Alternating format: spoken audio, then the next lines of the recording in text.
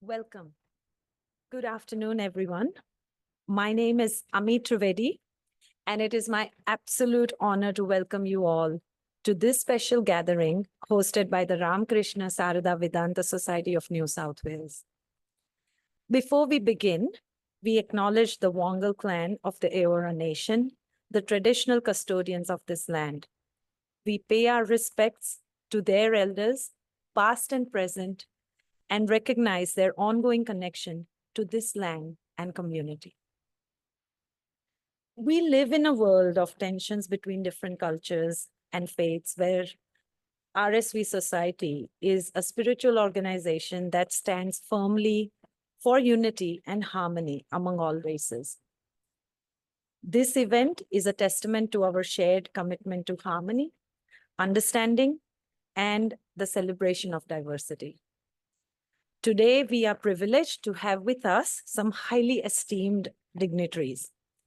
I would like to extend a warm welcome to our chief guest, the Race Discrimination Commissioner of Australia, Mr. Giridharan Sivaraman, as well as members of Parliament. We are still awaiting his presence, but we are expecting to also see the Member of Parliament, Mr. Jason Yat-Sen. He will join us shortly. Councillor Ms. Sukriti Bhatta, welcome, and Professor Desmond Cahill OAM.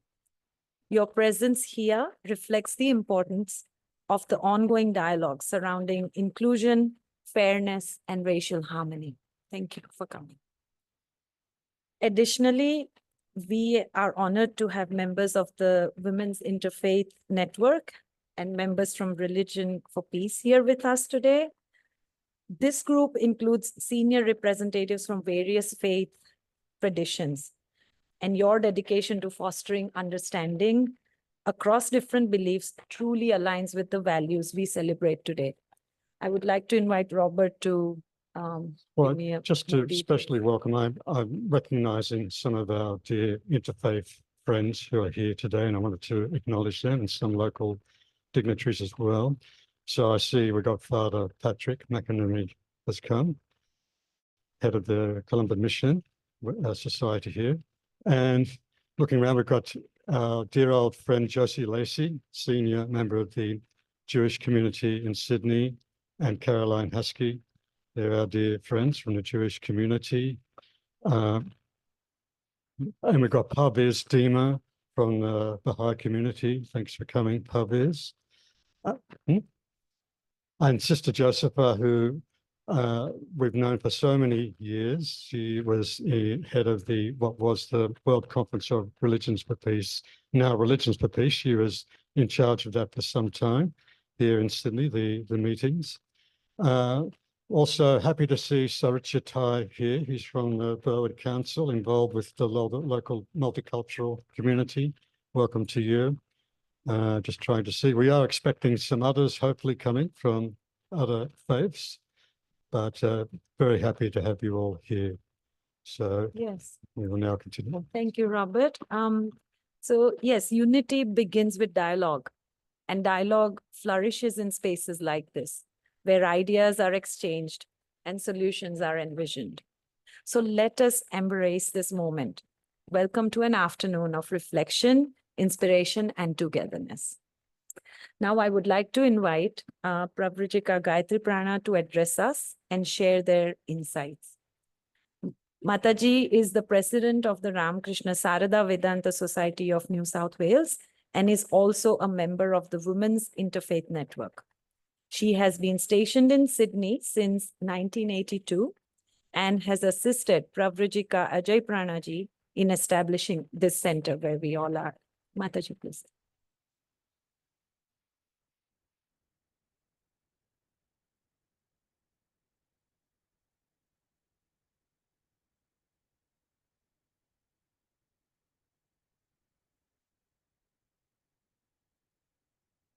I'm very happy to have the distinguished guests with us here today. We had Mr. Sivaraman here in Vedanta Hall many years ago, giving a lecture on for another occasion. And we are happy to have him again as the Race Discrimination Commissioner. And I'm very happy to see Professor Cahill again. Last time he was here, he came for the meeting of the Religion for Peace New South Wales branch, and he was describing the work he was doing as the moderator of the Asia Conference of Religion for Peace. What a wonderful work. I'm also happy to have Sukriti Phata, the counselor from the Board Council, and hopefully we'll be joining soon by Yat-Sen Lee, the state member for Strathfield. I would like to explore how Vedanta promotes social harmony. Vedanta is the philosophy of Hinduism. One of the cardinal principles of Vedanta is the unity of existence. Vedanta believes that this divine spirit, the same divine spirit, is equally present in everything or being in creation. Swami Vivekananda, the founder of our order, the Ramakrishna order, says, each soul is potentially divine. If we are all divine, how come there is so much difference? Vedanta says the difference is only the difference in the manifestation of the divinity. However, we have to remember one thing. When we say unity of existence, it is not uniformity. Vedanta recognizes differences. It is unity in diversity. In order to have harmony at home or in community, the first thing needed is love and friendship with all. We have that saying of Jesus Christ, love thy neighbor as thyself. We may ask the question, why should I love the neighbor? Why not hate? Vedanta replies, because your neighbor is yourself. The same divine spirit is present in your neighbor and in yours. So when you harm another person, you are actually harming yourself. This understanding of the unity of existence would help us to have compassion for others. And when there is love in the heart, compassion finds expression through service to the needy and those who are suffering. Another cardinal principle of Vedanta is the harmony of religions. The Vedas proclaim, Ekam Sat, Vipra Bahudha Vadanti. Truth is one, sages call it by various names. Different religions call the same truth by different names. Some people may say just says truth. Some may say the supreme reality, the Godhead, Brahman, Father in heaven, Allah, Jehovah. But whatever names we use, we are all referring to the same entity or reality. If you look at the mystics of the different religions, we see that they all express the same idea. The language may be different, but the ideas are the same. Then we may wonder why there is so many differences in different religions. The differences are only in the externals. The practices, the customs, the rituals, forms of worship, they all differ. But the core idea is the same. These customs, the externals, are influenced by the culture and social circumstances of different places. So Vedanta says, as many faith, so many paths. Every faith is a valid path to the Supreme. There is no need to fight about the path. All paths lead to the same goal. Any path, if followed sincerely, will lead to God. There can be harmony in the multicultural, multiracial society like Australia when we have good relations with others based on equality. Equality in the field, racial equality, economic equality, social, gender, in every way. By fostering love, tolerance, and understanding at home, we have to remember children learn first at home from the parents. So fostering love, tolerance, and understanding at home, and then take it to workplace and society in general as they grow up, we can hope to wipe out discrimination. Another important factor contributing to harmonious social relations is the respect we give others. Each and everything or person in the world has its place in the scheme of things. Nothing is unimportant, nothing is worthless. So all should be given due respect. The respect and dignity we give to another person should not depend on his or her status, wealth, position in society, but it should be determined by our own dignity and sense of justice as a human being. The German philosopher Goethe says, treat a man as he is, and he will remain as he is. Treat a man as he can be and should be, and he will become as he can be and should be. I'll repeat that. Treat a man as he is, and he will remain as he is. Treat a man as he can be and should be, and he will become as he can be and should be. So everybody has got the potential. Only some people don't get the opportunity, all don't have the opportunity to manifest that potential, to bring it out. In a harmonious society, more and more people will have the chance to manifest their divine potentials. When we look around, we can see that there is harmony in the universe.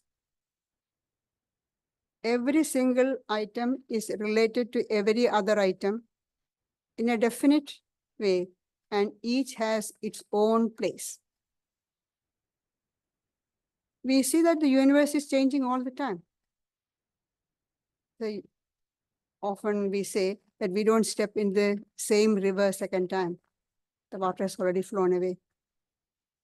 However, there is a pattern, a rhythm in all the changes that are taking place. Nothing is haphazard, though we may think so. The sun, moon, and stars, plants and animals, wind and water, birth, growth, decay, death, all follow this cosmic pattern. To live in tune with this cosmic pattern is to attain peace and harmony.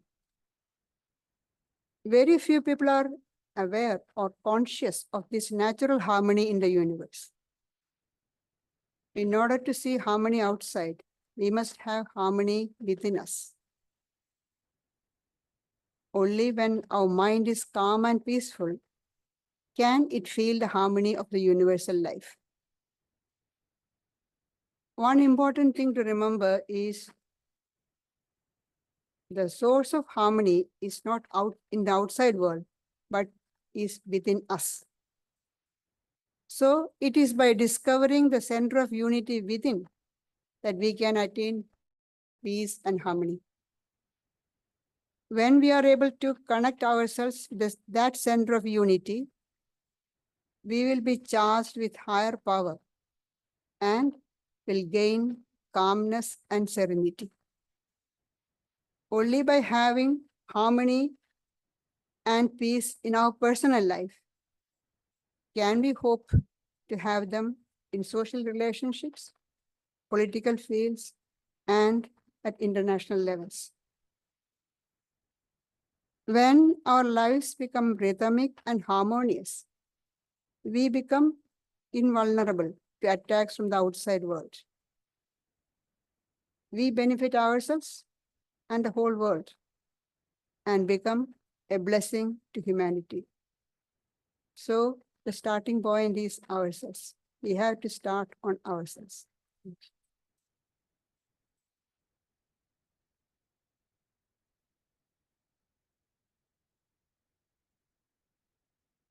Thank you, Prabhajika Gayatri Pranamataji, for sharing your wisdom. It is probing us to dive deeper into this discussion. We now have the pleasure of hearing from Professor Desmond Cahill OAM. As they share their thoughts, Professor Cahill has requested we distribute some handouts, as my friends are distributing them now. Professor Cahill is an Emeritus Professor at RMIT University in Melbourne and the moderator of the Asian Conference of Religions for Peace. He was honored with the Medal of the Order of Australia in the year 2010 for his contributions to intercultural education and interfaith activities. Professor Cahill.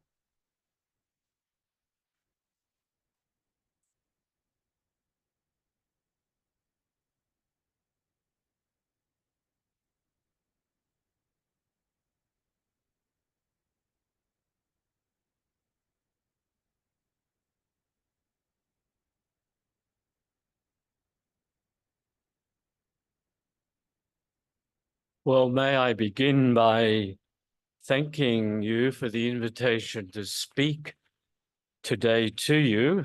My wife, Mary, and I flew up from Melbourne yesterday, and what do you Sydney people do but give us some Melbourne weather?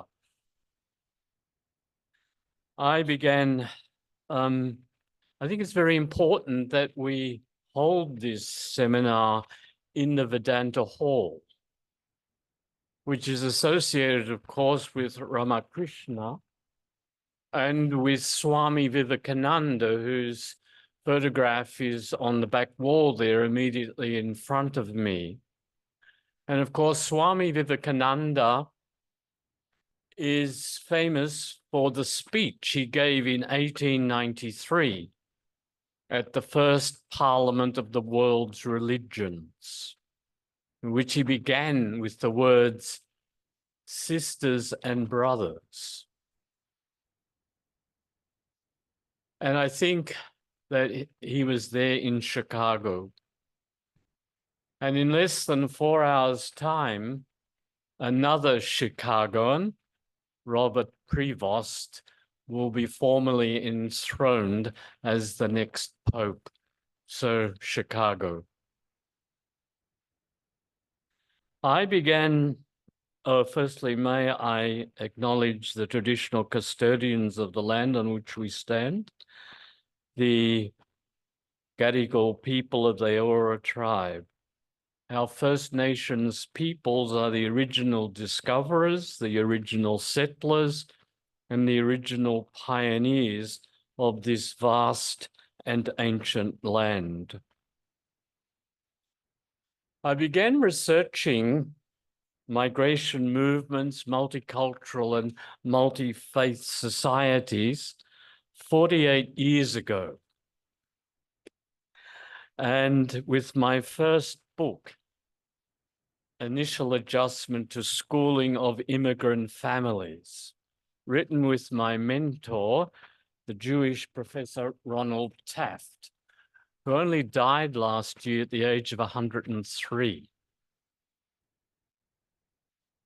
I'm very pleased to see the title of this seminar, From Race Discrimination to Social Harmony, because I've always had difficulty with the concepts of race and racism, because the emphasis on skin color does not do full justice to the inner dignity and full humanity of the human person.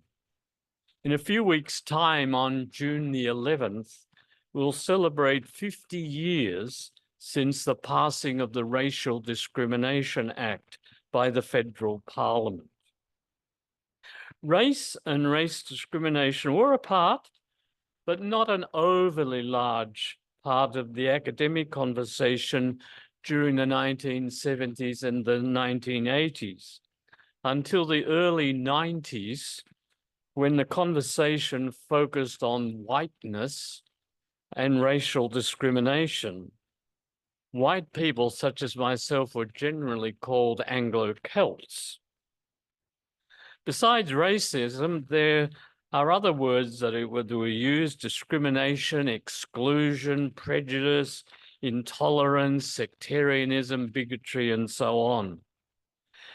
And I'm reminded of the very important document published in July 1989, a national agenda for a multicultural Australia, published by the Office of Multicultural Affairs within the Department of the Prime Minister and Cabinet.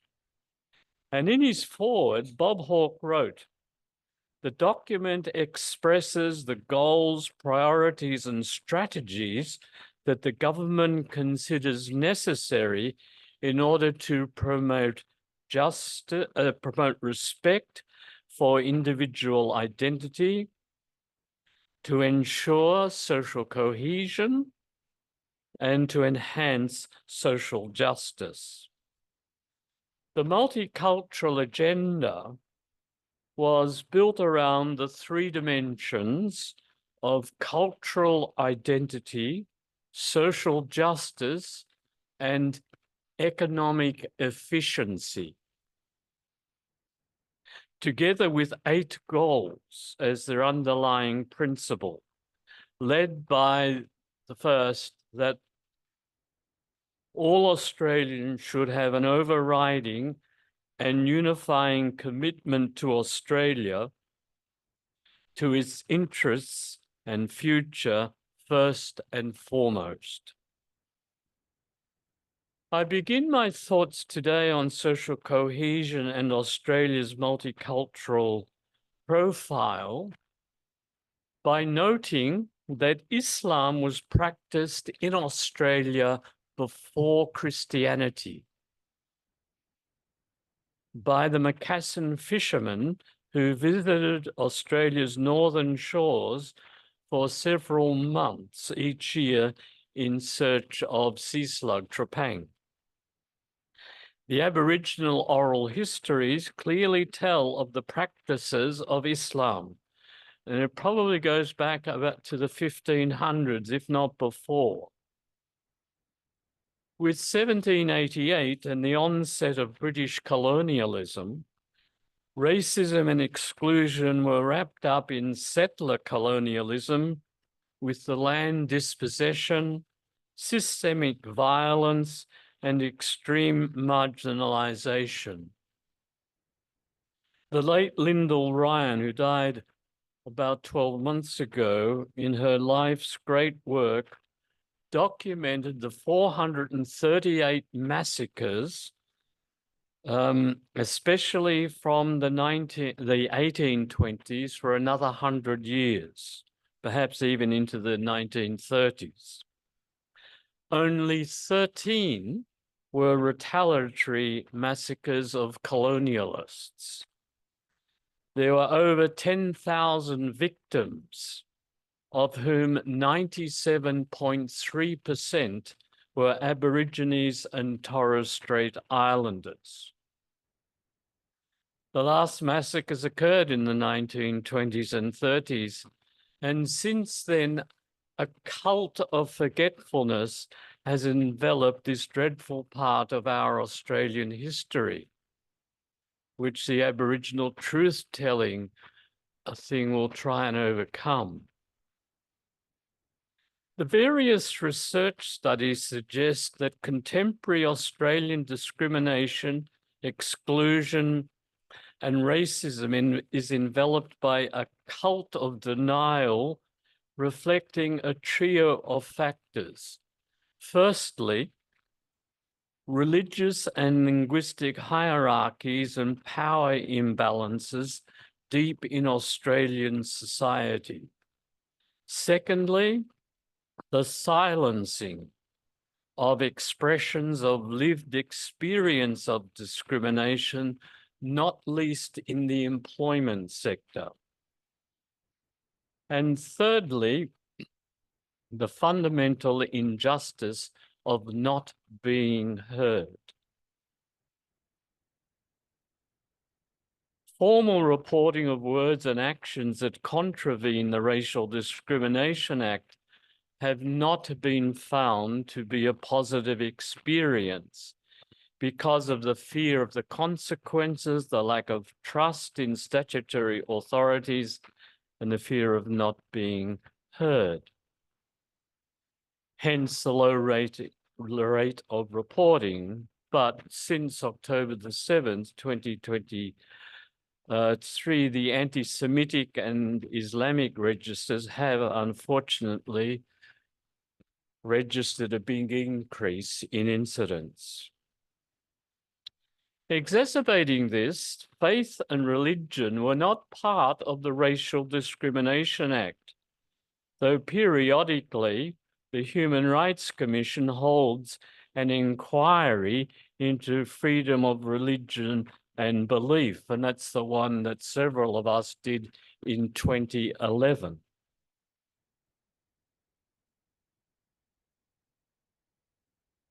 The Racial Discrimination Act, introduced by Scott Morrison, has been in limbo and will remain there. This has become more important, and we must find new ways of addressing both discrimination based on religious affiliation and discrimination committed by religious groups. Why is all this so important? Because in the past 2 decades, Australia's religious profile has changed considerably, as seen in the little thing that you've been given, comparing the 1996 and the 2021 census figures. And you'll notice there how the Islam now is the 3rd largest religion in Australia after Catholic Church and the Anglican Church. And you see the big increase in Hindus, particularly over the last 20 years as a result of the huge Indian and South Asian migration to Australia, particularly to Melbourne, and the phenomenal increase in the last 10, 15 years of Sikhism, not least to Melbourne. So the features of these figures are that Australia is no longer majority Christian. The Christian proportion of the population has declined from 70.9% in 1996 to 43.9% in 2021. And I could talk much more about that. The second is, as I've just mentioned, the strong rise in followers of the faiths other than Christian. Now, 1 in 10 Australians belongs to a faith other than Christian. Buddhists have continued their steady growth, as seen in the 2021 figures. The third major development, of course, is the huge growth in non-believers. To be, in 2021, 38.9% of the population. That's almost 10 million people. These figures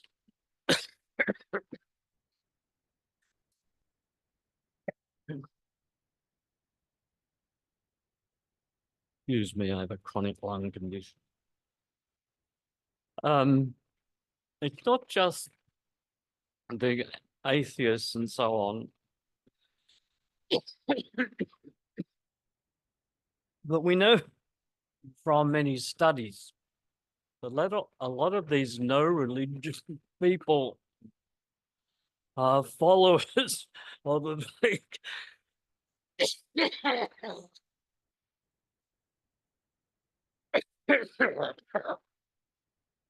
ego spirituality. And these major changes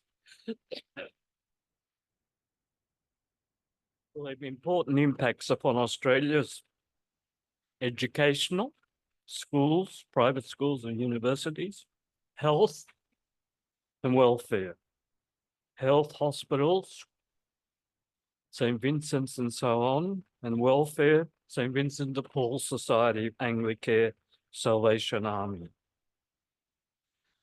So Religions for Peace Australia is now advocating, because of these changes, for a multi-faith council of Australia to be formed. And events in recent years have highlighted this. Firstly, the pandemic, when religious leaders, particularly in New South Wales and South Australia, played an important part, firstly in closing their places of worship, then encouraging their communities to be vaccinated against their natural hesitancy and the misinformation of the anti-vaxxers. Climate change and the impact on Australia. The work of groups such as Green Faith and ARC, stands for the Australian Religious Response to Climate Change. Thirdly, Australia's First Peoples and their place in Australian societies, led by Professor Anne Patel-Gray, the leading Aboriginal theologian, who's playing a role with us in Religions for Peace. Fourthly, the social media misinformation and disinformation, to try and prevent that through a multi-faith council. The impact of overseas events, the war in Ukraine, the Israel-Palestinian conflict, and so on. And lastly, combating bad religion, bad religious practice, and abuse within faith communities. So I think for all these reasons, we feel in Religions for Peace Australia that we need a multi-faith Council of Australia. And we've been consulting with senior religious leaders all around Australia. I want to finish off by drawing your attention to an important book, The Economic Impact of Religion on Society in Australia, recent research and commentary edited by Keith Thompson. And he's drawing on a whole lot of data sets to show the economic contribution that faith communities make to Australia's economy and its social capital. And in it, there's a very important article by Professor Ramakrishna of the University of Pennsylvania and Australian Research, validating that people who go to their place of worship on a regular basis, weekly or perhaps monthly, these studies show that they have an important result in terms of quality of life in the following areas. And I can elaborate on these later on if you wish me to. Preventing suicide. Religious people are less likely to commit suicide. Helping people find employment. In 2017, the Catholic Church employed 220,000 people across Australia in 3,500 Catholic organisations, obviously led by the schools and the hospitals. Job training. crime prevention. Religious people don't commit crime. Ending alcohol and drug abuse. Enhancing health and reducing the cost of illness. Caring for the elderly while the families work. Helping immigrants and refugees. Preventing divorce. Religious people are less likely to divorce. Teaching pro-social values to children and young people. The social services provided by faith communities that I've already mentioned. And lastly, giving and volunteering, that religiously committed people, it's well known in Australia, are more likely to volunteer. So in conclusion, the evidence is building up that strongly suggests that it would be timely to establish the Multi-Faith Council of Australia. The senior religious leaders in Australia are all for it. New South Wales has given the lead with its own New South Wales Faith Affairs Council. Social cohesion would be enhanced by bringing Australia's religious and social capital together in addressing the many challenges facing the Australian nation now and into the future. Thank you.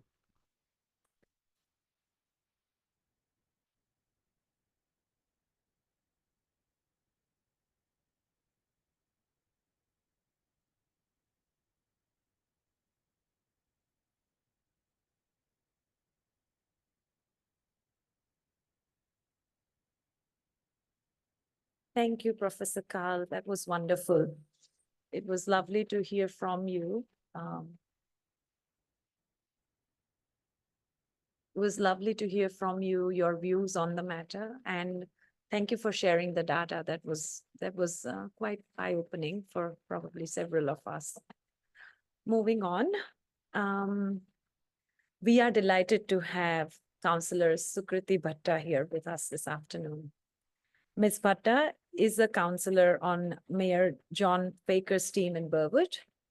She is also the Labour candidate representing the Nepalese community in the Burwood area. She's a dedicated social worker and has worked with New South Wales Education Board as a project officer and recently appointed as their multicultural engagement officer. Ms. Bhatta, please.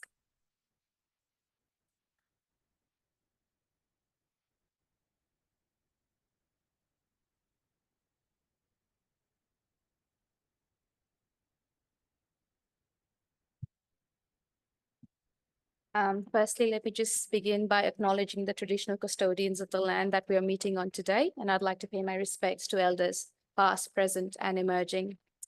Mataji, Professor Desmond Cahill, Race Discrimination Commissioner Giridharan Sivaraman. Good afternoon, everyone, and a namaste to everyone as well. It's great to be here, and it is an honor to be with you, be here with you all.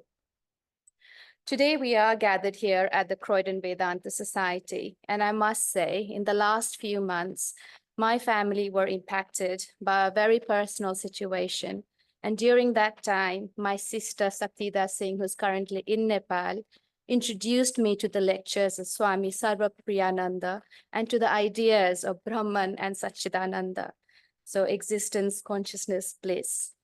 It is often in times of helplessness and uncertainty, we are given an opportunity to reflect and seek answers to many unanswered questions. And I have found great comfort in hearing his lectures on Advaita Vedanta and his interpretation and talks on the Sri Bhagavad Gita. I must say there is a lot to digest, but I'm very glad I came across it. So it gives me profound joy to be here amongst you all. I don't think it would be incorrect of me to say that today's world, divided by race, ethnicity, religion, and various other social constructs, the Vedantic philosophy that goes back thousands of years, tells us that it is important to understand that true progress can only be made in addressing these challenges if we only recognize our shared humanity. Swami Vivekananda, who introduced the Vedantic philosophy to the West, aptly said, all differences in this world are of degree and not of kind, because oneness is the secret of everything. Race discrimination is not just an issue of the past, it is a present-day reality that continues to affect individuals across Australia, whether in our workplaces, in our schools, or on our streets.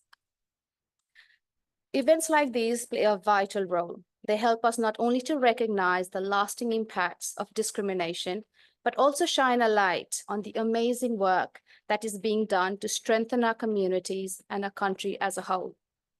By growing our awareness and understanding of the racial discrimination, we empower ourselves to engage in meaningful conversations about race and racism.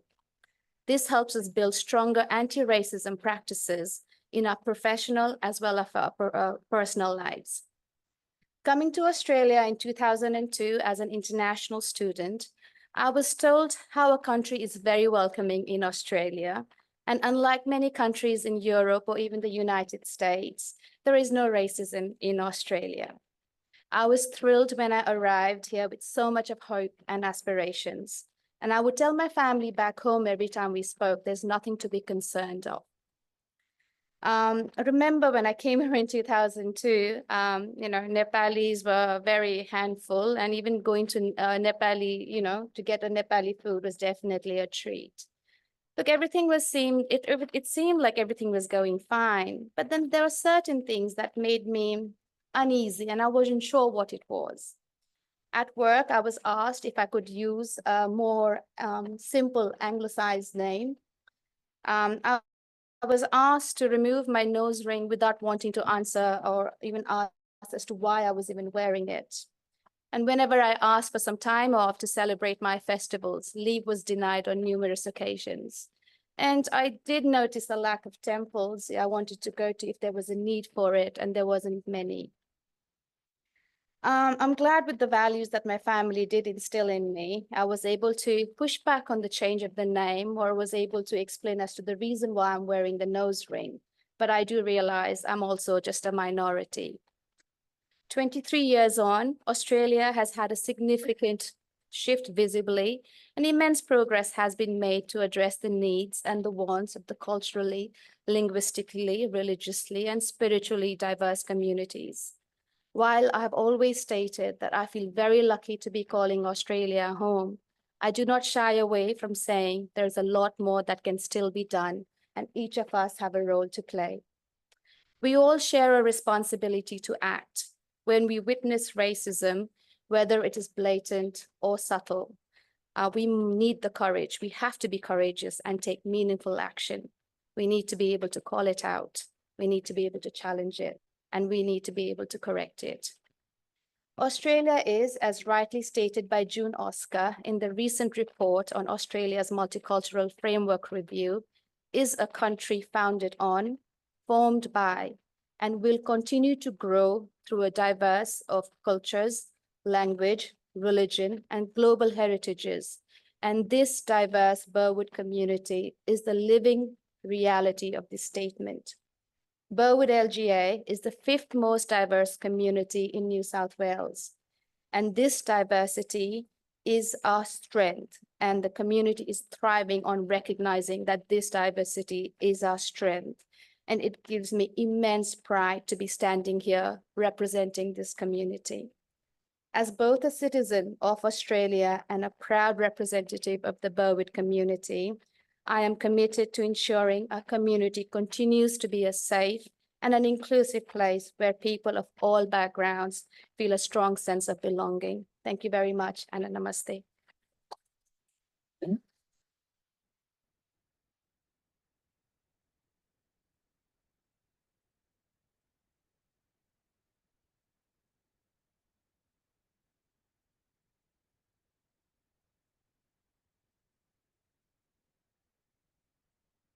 As Robert just updated me, we were hoping to hear from the Member of Parliament, Mr. Jason Yat-Sen Lee, but he's still on his way. There's been some delay. We're not sure what's going on. But in the meantime, thank you so much, Councillor Bhatta. That was truly inspiring, your words. And it's lovely to hear from a migrant's perspective. how it is and how things have developed, how when you came here and now there's a huge change. So yes, thank you for sharing your personal story. It is with great respect and admiration that I invite Mr. Giridharan Sivaraman to share his perspectives and enrich our conversations today. Mr. Sivaraman is the Race Discrimination Commissioner of Australia. Formerly, he was a principal lawyer with Maurice, Blackburn. He also held the position of chair of Multicultural Australia from the year 2021 to 2024 and was a member of the Queensland Multicultural Advisory Council from 2019 to 2024. Above all, special to us here, he is very well known to the RSV Society as he belongs to a family that has a close connection to the Ramakrishna Movement. Sir, please come. Also, sorry, I would like to quickly welcome. We have Mr. Sai Paravastu has just joined us. Welcome, sir. He is the National President of the Hindu Council of Australia. Please come.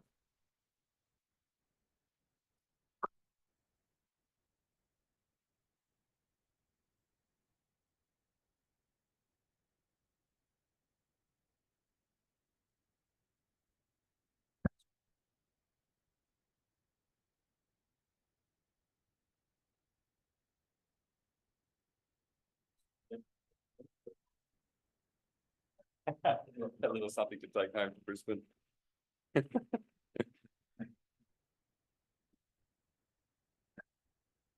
Thanks, Robert. Thanks very much for that warm introduction, and thank you to both my previous speakers. I learned a bit from both of you. I enjoyed listening to both of you. Firstly, pranam to the Matajis and Mataji for your welcome this afternoon. And I do want to acknowledge, of course, the Reverend Ajay Prana Mataji, who was a seminal figure in the establishment of this centre, and someone I met decades ago. I was here speaking right here. I think, I'm just trying to work it out now, I think maybe 30 years ago. My sister might know, my sister's sitting there. She spoke a year before me, I think it was actually after me. 2008, was it? Okay. What I remember is I gave a speech and then Maithili gave a speech a year after, and everyone said, your sister was a lot better than you. But the Reverend Ajay Mataji said something when not the last Pope, but the Pope before, I think, visited Australia. I don't know if you remember, but there was a lot of fanfare and the Pope visited. I remember because I was walking through Sydney and there'd be helicopters and people chanting and things like that on the streets. It was quite a vibe. And she said, various religions have existed for so many years, giving consolation and solace to so many people. This fact must not be overlooked or forgotten when one praises one religion and demeans another religion. And that was a historic statement that she gave at the World Council of Faiths held in Sydney, which was enhanced by the presence of the Pope. But that's something that's been handwritten for me by my grandmother, Balam Lakshmanan, who's sitting here. And I do want to just give special tribute to my grandmother. I'm very lucky to have grown up with someone with such a strong sense of principle and so strong understanding of justice. And I think that in no small part that's contributed to me becoming the person that I am. So I'm very glad, Pati, that you made it out here to listen to me, and thank you for everything that you've done for me in my life. Thank you for the Vedanta Hall for hosting this event. And I do want to acknowledge that I'm here on the unceded lands of the Wangal people of the Eora Nation. Pay my respects to elders past, present and emerging, and extend those respects to any Aboriginal and Torres Strait Islander people that are here today. And I do want to talk a bit about acknowledgement of country. We saw recently during the election, but on Anzac Day, at a ceremony in Melbourne, we saw an acknowledgement of country, or a welcome to country actually, being heckled. by neo-Nazis. And for some reason, the debate then became about acknowledgement or welcome to country, rather than the fact that we had neo-Nazis openly and brazenly interrupting Anzac Day ceremonies and feeling like they could attend Anzac Day ceremonies. I'm not sure if anyone told them you lost in the war. That's why we have the ceremony. But anyway, but for me, I'm not a First Nations person, but I'm someone that has experienced racism like you and many others, and I lead anti-racism work. And it is important to understand the difference between the racism someone like me might suffer and that which has been suffered by First Nations people for 238 years. And you said, Mataji, when you spoke, you talked about how we need to be treated with equality and dignity and respect. And I agree with you. I thought that's exactly right. That's what racism does. It denies you equality, dignity, and respect. And that's what I and many in this room would have experienced when they suffered racism. The racism First Nations people have suffered is also a denial of equality, dignity, and respect. But as Des pointed out, it is also a denial of self-determination and sovereignty. And that includes the taking of their land by settlers before me. And I, as a migrant settler, have benefited from that denial of sovereignty and self-determination. I have benefited from the taking of their land. So it is a very small but significant thing for me to acknowledge that I'm on country. And I want to acknowledge that First Nations people have been striving for racial justice for 238 years. And I hate the fact that sometimes, and I saw this come out during the referendum, there was this artificial difference created where people from migrant communities, non-First Nations people, thought that something was being taken away, or they were giving something up for First Nations people to have a voice to Parliament. I see their pursuit of racial justice as being inherently connected to the pursuit of racial justice for everyone else. And this is how I see it. When I ask for equality, dignity, and respect, I'm asking for our systems and institutions to reflect me, to be culturally safe for me, to allow me to thrive.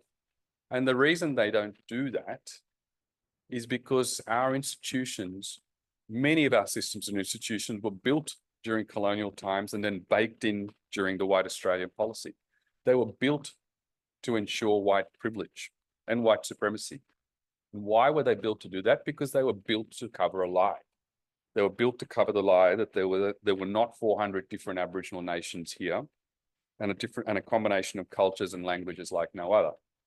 So when you challenge that lie, that foundational lie, you suddenly realize that migrants have just as much a right to be here as anyone else. And it reminds us all that you have to buy into the lie for it to work. First Nations people have been challenging that lie for 238 years. So if we, non-First Nations people who suffer racism, support them in their pursuit for racial justice, then we're actually helping our own pursuit for racial justice. And there's another lie that I want to challenge. And it's one that was used against me, has been used against me, was used against me in a very concerted campaign during the election by a combination of newspapers, radio journalists and others. I won't call them journalists, radio talking heads really, and others. And that's that fighting or calling out racism or fighting against racism is divisive. Actually, it's racism that's divisive. Fighting against racism is an attempt to try and bring us together. The great African-American writer, Ta-Nehisi Coates, wrote, "Race is the child and racism is the parent." And I think I saw this come up in one of the quotes that I've been watching some quotes come up during the speech. We talk about race as being a social construct. Race was created as a means of ensuring that some people have power and privilege over others. And I'll explain this in a particular way. I'll explain how racialization works by reference to me. So if I go to Chennai, my city of birth, Madras as it was back then, and I get off the plane, I'm Giri or Giridharan to a couple of uncles. I get back on the plane and I come home to Brisbane, step off the plane, suddenly I've become ethnic. I've become multicultural. I've become diverse. I've even become non-English speaking background from time to time. I'm exactly the same person that got on the plane and came back home to Brisbane, but I've become different by my proximity to whiteness, as Des was pointing out earlier, and to Anglo culture. I mean, that's not to say that I'm not identified in other ways when I'm in India. I'm not trying to paint a completely rose-tinted glass type picture. But I'm pointing about what happens when we come back here, and it happens to all of us when we come back here. And you can try and get a bit closer to whiteness, but it doesn't always work. I remember years ago doing a radio interview, and a listener then called up after and remarked about how ochre I sound. And then when I heard that, I thought, maybe I do sound really ochre. Then I thought to myself, I was a bit embarrassed. I thought, actually, I think I've developed my strine, my Australian accent to fit in. And what I've also done in that process is let go of Tamil, my mother tongue. And some of you are Tamil speakers in this room, and Tamil is a beautiful language of literature and poetry and more than millennia of history. But I'd let go of it to make sure I didn't sound different. In Tamil, the subject, verb, and object are in different places to English, and I was acutely conscious of fitting in. But despite trying so hard to fit in, the listener knew it was an act. She saw straight through me. She knew I didn't quite fit in. And that's not her fault. That's as a result of systems and institutions making me different, particularly the media.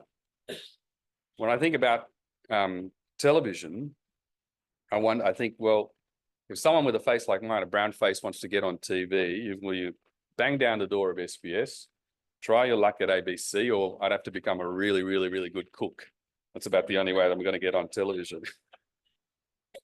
And as for radio, well, if I wanted a permanent spot on radio, I'd have to drop the first name, change the surname to Sivo, and hope they don't put my photo up on a radio's website for anyone to see. It's a real shame, because I've often been told that I've got a face that's made for radio. But there's a bigger reason for why we have to challenge this fallacy, this lie that fighting racism or anti-racism work is divisive or identity politics. And that's because fighting against racism helps everyone. It's not racism that divides. It's not fighting racism that divides. It's racism that divides, like ableism dividing, or ageism dividing, or classism dividing, or sexism dividing, or homophobia and transphobia dividing. To say that fighting for the rights of those people that suffer as a result of that division is identity politics is only a criticism that you can make if you think that everyone has equal opportunity, privilege, and power when accessing systems or institutions. That is simply not the case. People do not have that equal power and privilege when accessing institutions. Describing that inequity is not identity politics. It is describing the divide between those with power and privilege and those without. So if you challenge that, you actually make a society better for everyone. And coming back to what you said, Mataji, about, you said your words were, you can use it for everyone when we talk about equality and dignity. I agree with you completely. You can. That is the fight that we have for justice. There was a famous quote by an Aboriginal academic and activist, Lilla Watson, who said it was in the 70s where people had come out to where she was in the Northern Territory wanting to help Aboriginal people. And she said, if you've come here to help me, you can go away. If you've come here because you realize that your liberation is bound up in mine, then let us work together for a better society. When it comes to fighting racism, I think the starting point is actually building racial literacy. What I mean by that is understanding how race operates. So in a very simple way, if I or my grandmother or my parents who are here or my sister walk into a room, people will automatically have an assumption about us based on our names, based on the way we look, and sometimes even based on the way we talk. Understanding that is racial literacy. Elevating it is understanding how our systems and institutions might disadvantage people based on race, whether it be people with non-Anglo names who, and this has been proven by research, are 10 times less likely to get a job interview, whether it be the fact that many people are penalised for speaking languages other than English at work, for having a nose ring when you're at work, for being told off because your food smells a bit different, for not progressing within an organisation because you don't fit what is known as the attributes for leadership. because of the fact that when I look at politics, I'm so glad to see someone like Jason up there, but there are very few people that look like the two politicians we have here today.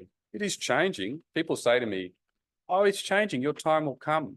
And I think, all right, well, Chinese people, people of Chinese origin have been here since the 1830s at the very least. How much longer do you want them to wait? There were 15 Africans or people of African origin, including African Americans, on the first fleet. They've been waiting 237 years. How much longer do they need to wait before they're reflected or represented in politics? The Afghan Cameleers, as they were called, were people from Nepal, as it is now known, Bangladesh, India, Pakistan. They were here from the 1850s. And yet, as a in terms of proportion in Parliament, it's getting better, but it is still nowhere near reflective of our society as a whole. So we can do better and we must do better. And I think that interfaith gatherings like today, they can expand the bonds that we have across the common humanity. The first sentence of the Universal Declaration of Human Rights says, all human beings are born free and equal in dignity and rights. So bridges of understanding can always be built, even across the most intractable of conflicts. And I'll tell you a little story that helped illustrate. And my father says I've done this story to death, but I'm going to do it anyway. So on my father's side, my family is of Sri Lankan Tamil origin, and we are here because of a bitter and protracted conflict in Sri Lanka between the Sri Lankan government and the separatist Tamil Tigers. My cousin Bahi was particularly badly affected by this. He was in Jaffna as a young man. He was beaten by government troops. His father was shot in the mouth, miraculously survived. Eventually, his family was accepted by refugees and they came to Australia. And as is so often the case, our home was the landing pad for so many people. No, that's what happens. One family comes and then they create a haven for so many others to come. And I only look back now and realize how generous my parents were in creating a space and sponsoring so many people to come afterwards. So he came here. And once he came here, he wanted two things more than anything else. One, an education. Many Tamils were denied an education in Sri Lanka. And two, to play cricket. Now, he was a big fan of Adam Gilchrist. Many of us were, dashing left-handed opening batsman. And he started studying at North Sydney TAFE. He started studying there and playing for a team in the Parramatta district. And, you know, back in the day, this is many years ago, I bowled a few overs at Bay. He's a very handy cricketer, very handy, very glorious on the leg side, actually. But not long after he arrived, he was at Strathfield station waiting for a train, and a young man came up to him. And the young man looked Sri Lankan. Turned out that he was. His name was Thalia. For those of you that don't know, Sinhalese and Tamil names are quite different. So it became evident very quickly to Bahi that this young man was Sinhalese. So they met. And the first thing Thalia asked him, as you do when you meet a fellow Sri Lankan, is whether Bahi played cricket. Now, this could have gone a few ways. Bear in mind, Bahi's just escaped a horrific civil war, pitting Tamil and Sinhalese people between each other. So he could have been distrustful, could have told him nothing, could have walked away, but instead he made a choice. He chose to listen to him, chose to be compassionate towards him, chose to look for what they had in common, a need for connection and a sense of belonging. And he said to Thalia, well, yeah, I play cricket, and in fact, I've got a team and you can come and try out with our team, which he did. Now, I mean, I say to Bahi, there's some beautiful grand ambition in here, but secretly I think that they just needed someone to open the batting, and Thalia was a pretty good batsman, but nonetheless, they got him out there. But here's the important postscript. That was more than 20 years ago. And for 20 years ago, Bahi and Thalia played cricket together. And over that time, many other teammates have come and gone. But they have played together for the entirety of the 20 years and have become best friends and remain so today. In telling you that story, I don't want to imply that an open heart can solve all conflict and the wicked problem of racism. It won't, it can't. But courage is admitting that racism exists, that it's divisive, and that we need change. Compassion is wanting to eliminate racism. Strength is taking meaningful steps on the anti-racism journey to bring about change. And the destination of that journey, I would think, standing here today in this centre is love. Love for one another and love based on an equity between each other. And I hope that with courage, compassion, and the strength of those in this room, we can get to that destination. Thank you very much.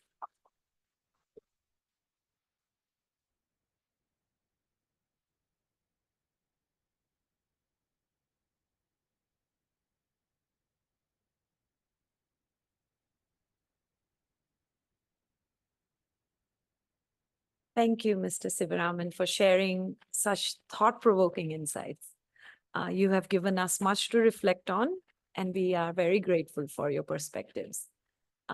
Things are changing, as you rightly said, and I think each generation brings a different viewpoint. I have teenage children, and the way they look at racism, if I may, is very different from what I may look at it as. And it will change. And you're right, 1800s, we've had the Chinese here. How much longer do they have to wait for? But I think things change with every generation. There's a step forward and there's hope. And as you said, there's love. So we'll get somewhere. We have with us today, Mr. Lee.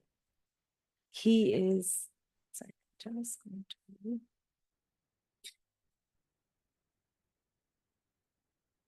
We are grateful to have, finally, Mr. Lee was stuck elsewhere, but we are now grateful to have him here with us. We've been waiting. We mentioned you before.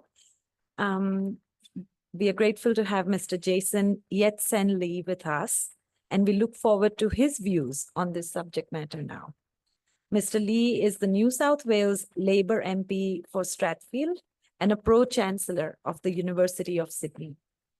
Before entering the Parliament, he had a thriving career in law, business, and community advocacy, and has lived and worked overseas in cities like The Hague, New York, and Beijing. Welcome, Mr. Lee.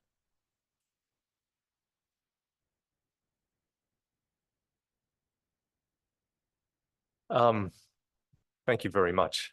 I'm sorry I was late. I was with my mum earlier on and got stuck having lunch with her. Vanakkam, everybody, and may I start by acknowledging the traditional owners that we meet on Mongol land, and may we pay our respects to their elders, past, present, and emerging. Can I also acknowledge and thank the president and the leadership of the Vedanta Society. I didn't actually know you were here. I live literally 30 meters around the corner. So I'm on Chelmsford Avenue, and I run past here every morning. I had no idea that you're here, but now I know you're here. So you probably see a lot more. Probably see a lot more of me. Probably more than you'd like. It's an honor to be able to speak to you today, and can I acknowledge the Race Discrimination Commissioner? I've admired your work from afar. I think this is the first time that we've met, and okay. I've admired your work from afar, and such an important role that you play, and you're doing it so well. I thought I'd draw on some of the comments that have been made, and talk actually about multiculturalism and its relationship to racism. And I wanted to, I don't want to get political. We've just been through a federal election, but I wanted to highlight something that happened that was very consequential, I think, in that last federal election that you may or may not have heard about. I certainly put it all over my social media. And that was a comment by Senator Jane Hume on Sunrise on the Friday before the election. And she was in a debate with Claire O'Neill.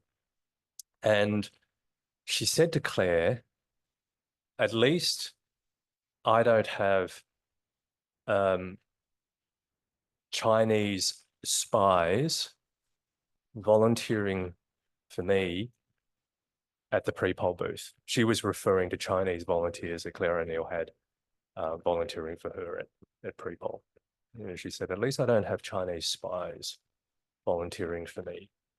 And this referred back to, I think, that, I don't know whether it was Claire or somebody else, but there was a particular person of Chinese heritage who I think one of the conservative newspapers had identified as having some relationship, with the Chinese Communist Party. And therefore she made that comment in the national media.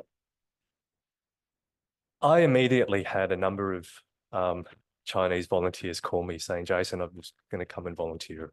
I'm going to come and volunteer at pre-poll and I'm going to volunteer on election day. But look, I really don't want to anymore because I don't want anybody to see me as a spy. Now, I just want to call out how damaging that is at multiple levels. Imagine you've got many would-be Australian citizens wanting to do their civic duty, wanting to be involved in our democratic processes, but being accused of being a spy for a foreign nation and feeling so concerned about that it stopped them from wanting to volunteer and in that way be involved in our democratic process. So it really caused me to think about the nature of our multiculturalism right now and the sort of tensions, the new sort of tensions that it's been under. So all of you, and I see many people in the audience, acknowledge Security from Burwood Council, who've been involved in the debate about multiculturalism for decades. And it's all in all been largely successful. We are a tremendously successful multicultural nation. And it's largely been, certainly as far as my involvement in it, it's largely been a very domestically focused policy. We've fought hard for cultural identity, the ability to celebrate our multiple cultural identities here in Australia, but still be considered Australian. It's focused on social justice, that we should be treated equally, that migrants, wherever you come from, you have the same sort of rights here in Australia. You have the right to be treated equally. And it's focused on economic participation, that you can contribute and you can thrive in Australia's economy. So it's been largely domestic, I think, in terms of multiculturalism's focus. But I think the world has been changing. And if we think about the sorts of debates that have been really testing us lately, the community is under a tremendous amount of stress, and social cohesion in Australia has been under a tremendous amount of pressure and stress lately. And a lot of it has had to do with very contentious foreign conflicts. The war in Ukraine, the conflict in the Middle East, conflict between Israel and Hamas, the geopolitical tension between the United States and the People's Republic of China. All of these things now aren't just far off overseas things. They're making their way into our living rooms, our lives, our playgrounds, through the media and through social media. And so I want to put to you that I think we need another pillar of multiculturalism now. Traditionally, multiculturalism has been about those three pillars, about cultural identity, about social justice, and about economic participation. I kind of think we need a fourth one now. And maybe let's call this civic trust. And what I mean by that is that if you're an Australian citizen, right, you're entitled to a presumption of trust. You don't have to rebut. And at its heart is this notion that we have to be able to separate our feelings about the policies or the conduct or the leadership of a foreign country with how we treat Australians of that background here in Australia. So put this really bluntly, no matter what you think about the Chinese Communist Party or Xi Jinping, or the People's Republic of China, don't take that out on Chinese Australians. whatever you think about the state of Israel or Benjamin Netanyahu or the policies of that country, don't take that out on Jewish Australians. And paradoxically, well, not paradoxically, equally, whatever you think of Donald Trump, don't take it out on American Australians. How do we separate our views of foreign countries with how we treat Australians of that cultural heritage and of that background? And intrinsic in that is, I think there needs to be, for all Australian citizens, a presumption of trust, maybe a rebuttable presumption. If you do something and it's proven that you've done something, you don't deserve the nation's trust, then that's another matter. But our starting point has to be a presumption of trust, because if our starting point is distrust, if our starting point when we meet another Australian citizen because of their cultural heritage, our starting point is that we distrust them, then we're in a very, very dangerous place. So that's my central proposition for everybody to think about today. How do we build on everything that we've achieved with multiculturalism now? Think about the sort of pressures that are in the world, these enormously complex, tremendously emotional, highly divisive conflicts overseas, the threat that they may tear apart our social cohesion here in Australia. And how do we look at multiculturalism really as an instrument of national resilience? That our social cohesion, it is in fact our social cohesion that keeps us strong and resilient against no matter what madness may happen overseas. And that hopefully, that in defending all of our respective rights to be Australian, to be in Australia, we're actually defending the very idea of Australia itself. Thanks very much.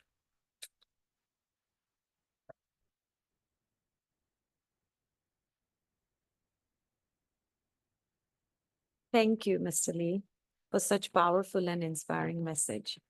Your words perfectly align with this spirit of this event. Thank you. Of course, this afternoon would not be complete without hearing from you, the audience. Your thoughts, reflections, and questions are essential in shaping meaningful discussions and carrying what we have heard but forward. That is why we now transition into a Q&A and discussion session chaired by Dr. Vivek Thakur.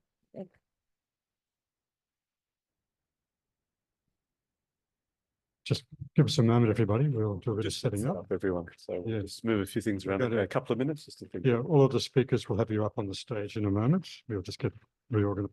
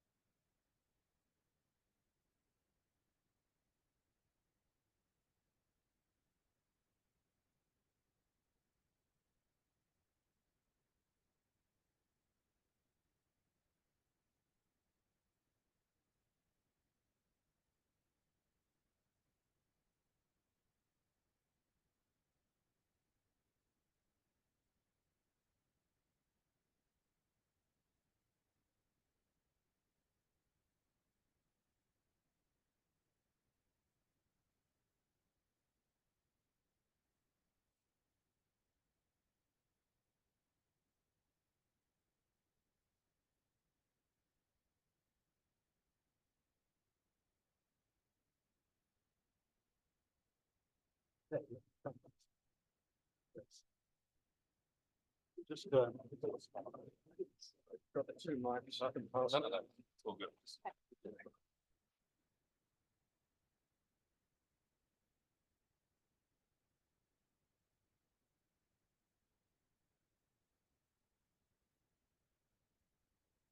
So everyone, thank you very much for joining the event. Now, this is your chance to ask questions or incite discussion that we might have today with our illustrious panel. So we've had a couple of moments to think about any questions. Does anyone want to kick things off?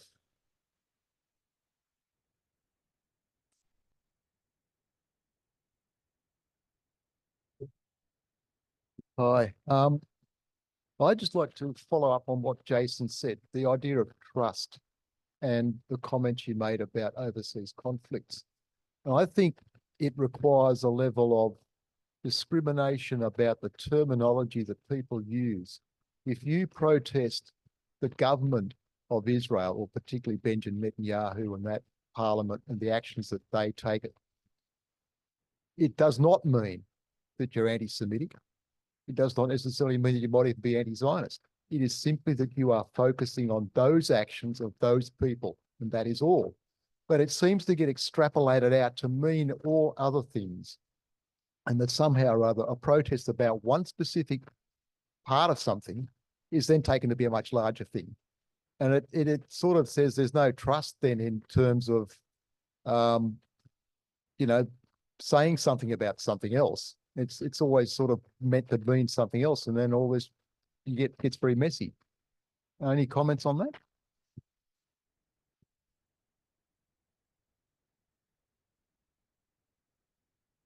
Thank you.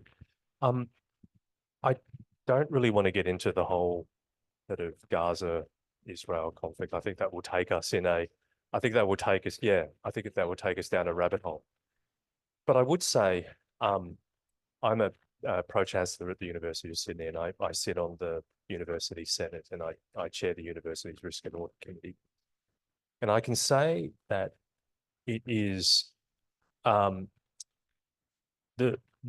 the university is currently dealing with at the moment is by far the most challenging thing that I have ever encountered at the university, in the sense that we have a very fundamental right to academic freedom and freedom of expression, which means when people are protesting about something, a strongly held belief, we don't think it's appropriate for the university to shut that down, you know, unless it crosses certain boundaries.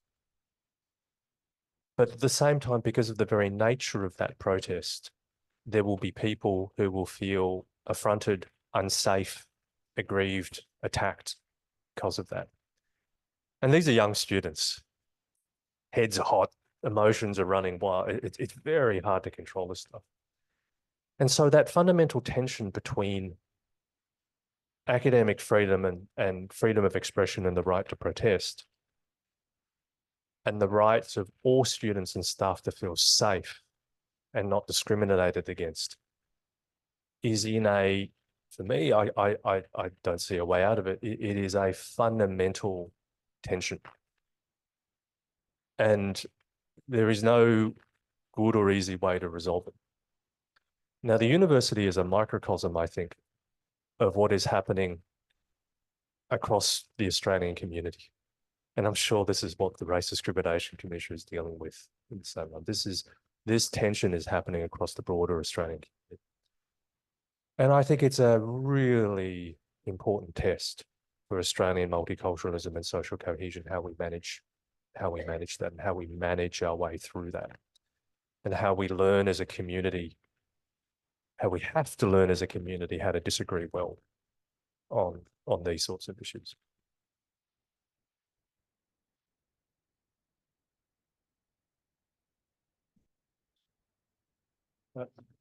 Yes, we have Shobha online.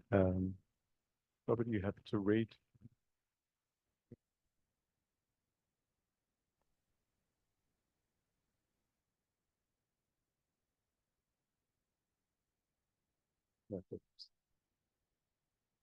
Are you right, Shobha? Yes, so I can speak. Can you hear me? We can hear you. Yep. Good. Well, thank you so much for a wonderful speech by Giri and Jason. Racism has no place in Australia. We really need to dismantle it completely. I'd like to discuss deeper about spirituality, not religion. Spirituality can offer deeper connection via art, music, nature, and other linkages. The fastest growing religions are Hinduism and Buddhism, and as you mentioned earlier, no religion. But if you mention spirituality, you do find people open up. So my question to you is, how can we improve spirituality? How can we do away with racism?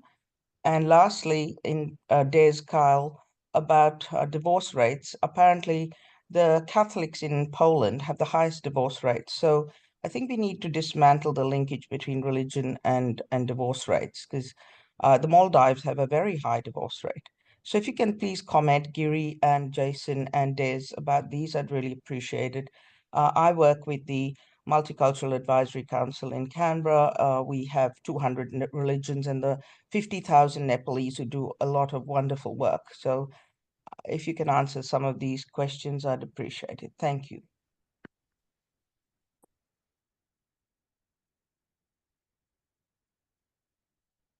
Thanks for the question. I think the question was how to eliminate racism. Well, that's what keeps me awake at night. There's no simple solution to that, and the connection to spirituality. I mean, I'm not sure in the sense of, I think, I guess what spirituality means to one person might be different to what it means to someone else. What it means to me is and what I learned from my grandmother and my parents is it means self-reflection. And that is very important when it comes to tackling racism, because part of self-reflection is identifying your own privilege. I have privilege in certain ways as a result of class or my gender, and kind of knowing that and being prepared to admit that that might be why I've succeeded as opposed to simple hard work is part of dismantling racism, because people often think, well, I just got where I got to because I worked really hard. And then I say, well, I think there's more men named James that are CEOs of ASX 200 companies than there are women, and definitely more than there are people of color. So either that means men named James are just a lot better than everyone else at being CEOs, or merit isn't the only thing that gets you to the top of the tree. That's why, okay, that for me, that is probably the connection between self-reflection, spirituality and combating racism. But I'll hand over to, I'm not sure if it was Jason. Yes. Yeah, I didn't mention spirituality in my speech, but that's because I didn't have that much time. But behind every faith, major faith, or religion, whatever word you want to use, there are many spiritualities of varying shades and colors. And I did mention in passing ego-spirituality, which many Australians have, because of their reverence for our natural resources, our natural beauty, and so on. So it's not surprising. I think my idea, or not just my idea, but Religions for Peace Australia is pushing for a multi-faith council of Australia, is precisely to help in nourishing the various spiritualities, and there are many, and particularly Aboriginal spirituality, which I didn't mention. And within our plans for a multi-faith council of Australia, we intend to include someone or several people from Indigenous spiritualities, because they are so important in understanding our First Peoples and their reverence for the land and so on. So, I mean, that's important. And in the Multi-Faith Council of Australia, we also intend to include people from rationalists, humanists, and ego spiritualities, because that voice is very important, very important. And I agree. The Jason Lee has raised the whole issue of trust, and I totally agree. And I hope that a Multi-Faith Council of Australia and its New South Wales equivalent can build that trust. Because I think with recent events, distrust has grown in the Australian community in a way that hasn't previously impacted upon Australia by overseas events. Yes, we had the Serbs and the Croats, the Greeks and the Turks, the Greeks and the Macedonians, but they didn't impact upon Australia as has the situation in the Ukraine, in Israel, and so on. And so we do have to build that trust. For example, the Jewish Christian Muslim JCMA Association has unfortunately folded. It was mainly based in Melbourne because Muslim and Jewish leaders would not sit around the same table. And that's why we think a broader thing like the Multi-Faith Council of Australia would overcome that sort of behaviour.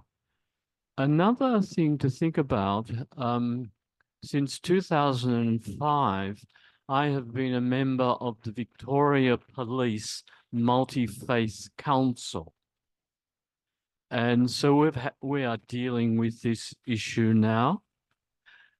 In this forum, I might mention that about 3 or 4 years ago, the Victoria Police approached me worried about the impact of Modi ethno-Hindu nationalism on the Hindu community, certain sections of the Hindu community here, and the impact on Muslims here in Australia. They were worried about it.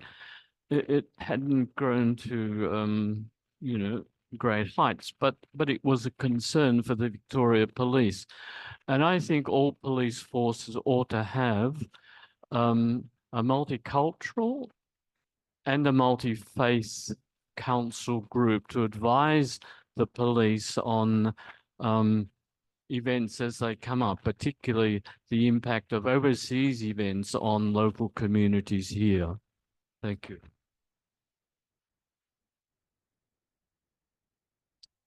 Yes, so maybe we'll start with Father Giridharan, Ethiopian Orthodox Church, Tasmania. How do you think, panel, that we can better convey and action the message of peace and cohesion as a society whilst being a diverse people?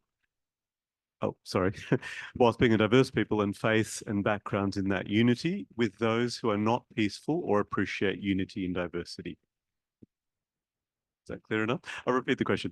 How do you think we can better convey and action the message of peace and cohesion as a society while being a diverse people and faiths and backgrounds in that unity and with those who are not peaceful or appreciate unity and diversity?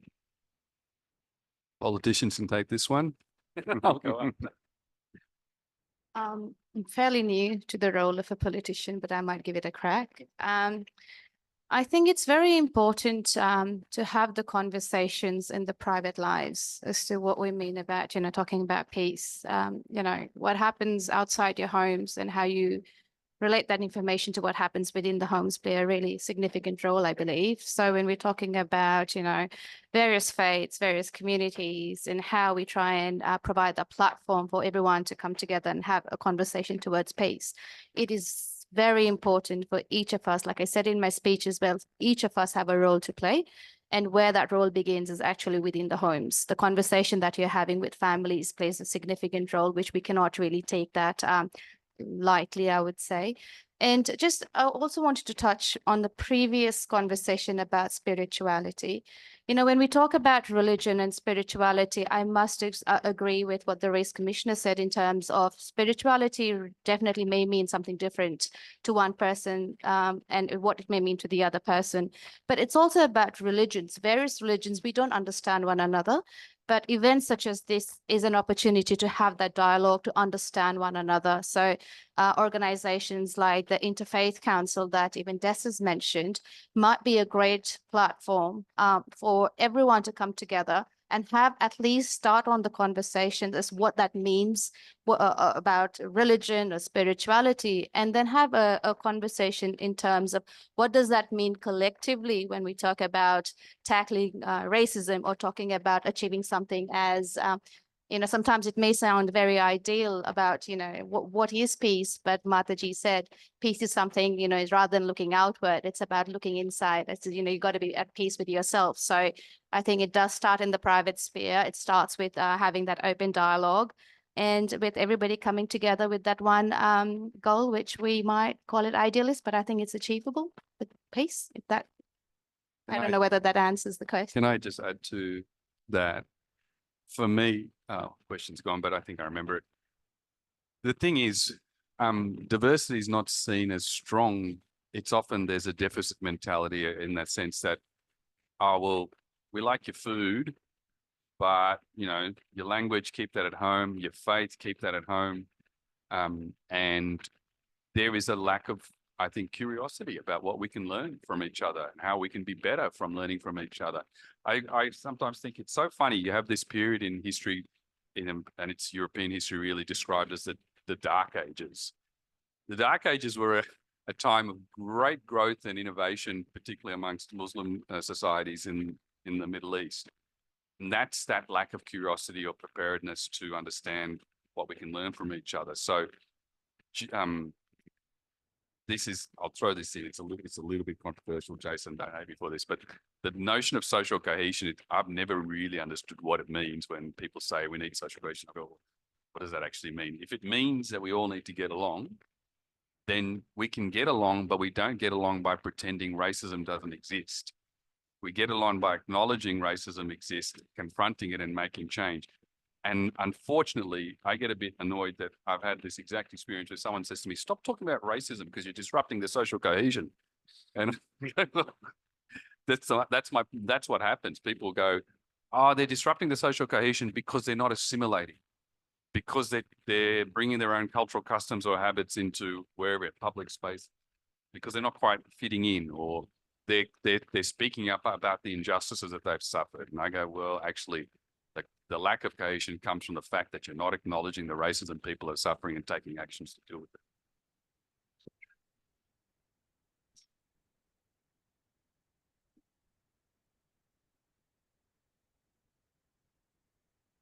First of all, I think I would like to thank Mataji for actually setting up the stage using Vedanta as the basis, where she talked about every soul is potentially divine. And I think that has great strength in becoming the beginning of the end of racism. So thank you, Gayatri Prana Mataji, for really setting the stage and the scene. My thanks also to all the four of you, because for the first time I have seen four bold people who have actually come out and called a spade a spade. And I think I have great hope because I can see the diversity on the stage. Probably the Indian is missing. But okay. So the full Indian is still missing, but I can see the, and that was in a lighter vein. But I think there's one important point I would like to make for all of us to think about. Mahatma Gandhi, who is one of the greatest leaders of all time, did not end up signing the Universal Charter of Human Rights. And his fundamental problem was this, that we are fixated about rights. And as long as we are going to fight for our rights, we are going to chase shadows, which we will not be able to catch. And his alternative was a very unique one. He talked about focusing on your obligations. And I think we need to have a think about it. And I think the closest that you came, Jason, was the concept of trust. And I think it is about obligation. What do you have to offer? What is the obligation of the white Catholic towards the Hindu? And what is the obligation of the Hindu towards the white Catholic, right? So how can we really turn the thinking from, I want my rights, I am right and you're wrong, to, what really are my obligations towards this community, my obligations towards this country? I would love to have, your views on this perspective. Thank you. They're very generous words. Thank you very much. I agree. I mean, I think for me, rights and obligations go hand in hand. I don't think it's a matter of just having obligations and having no rights. So that, yeah,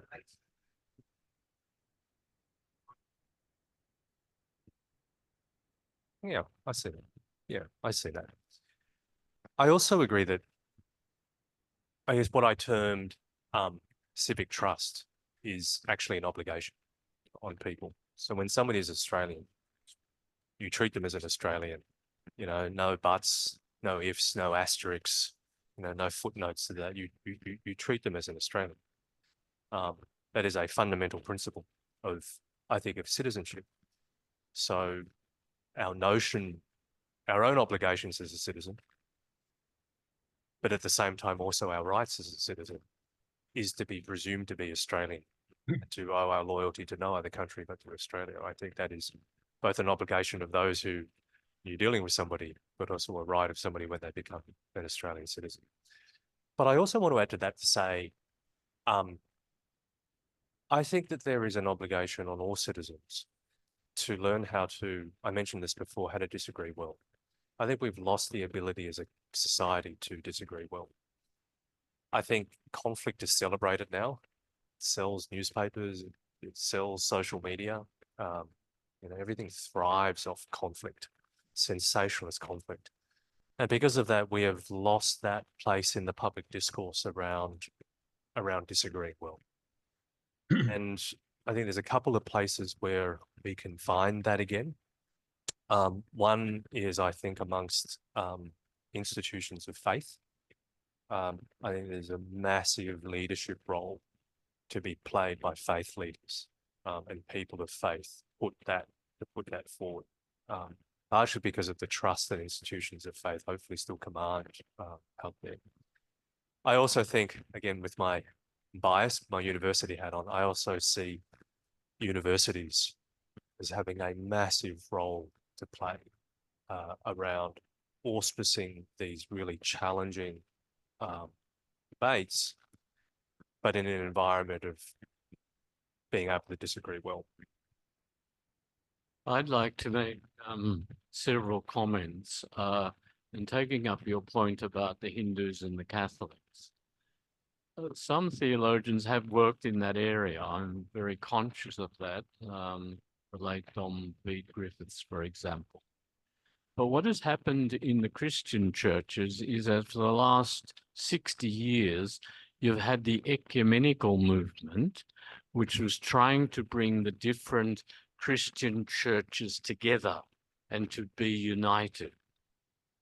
And that hasn't really happened. And the ecumenical movement has now run out of steam. But there is now, I think, an opportunity, and a multi-faith council could help this process of, here in Australia, the Christian communities are reaching out to the Hindus, to the Buddhists, and so on. It's happening a bit, but I think that it needs to be extended and better organized. That's my first comment. My second general comment on what we've been discussing in the last 20 minutes is that Australia is let down by the mainstream English language press, which focuses on fights between the political parties, basically, or within the parties. And then they're focused on the United States, the United Kingdom in particular, and that's a historical thing. What do we hear in our mainstream newspapers about what's happening in the South Pacific countries like Tonga, and so on. Fiji, we get very little information about them. And do they have their press observers in those countries? No. The same for Southeast Asia, Papua New Guinea, Indonesia, and so on. We don't get informed opinion about that as often as we should. And so that should be improved. And then in the mainstream English language press, leaving SBS aside, and I think there could be some improvements made in SBS in dealing with what's happening among the so-called multicultural communities.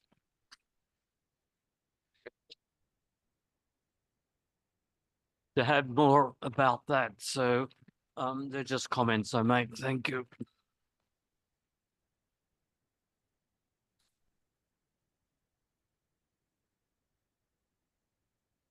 I'll just say, I will endorse what Jason said.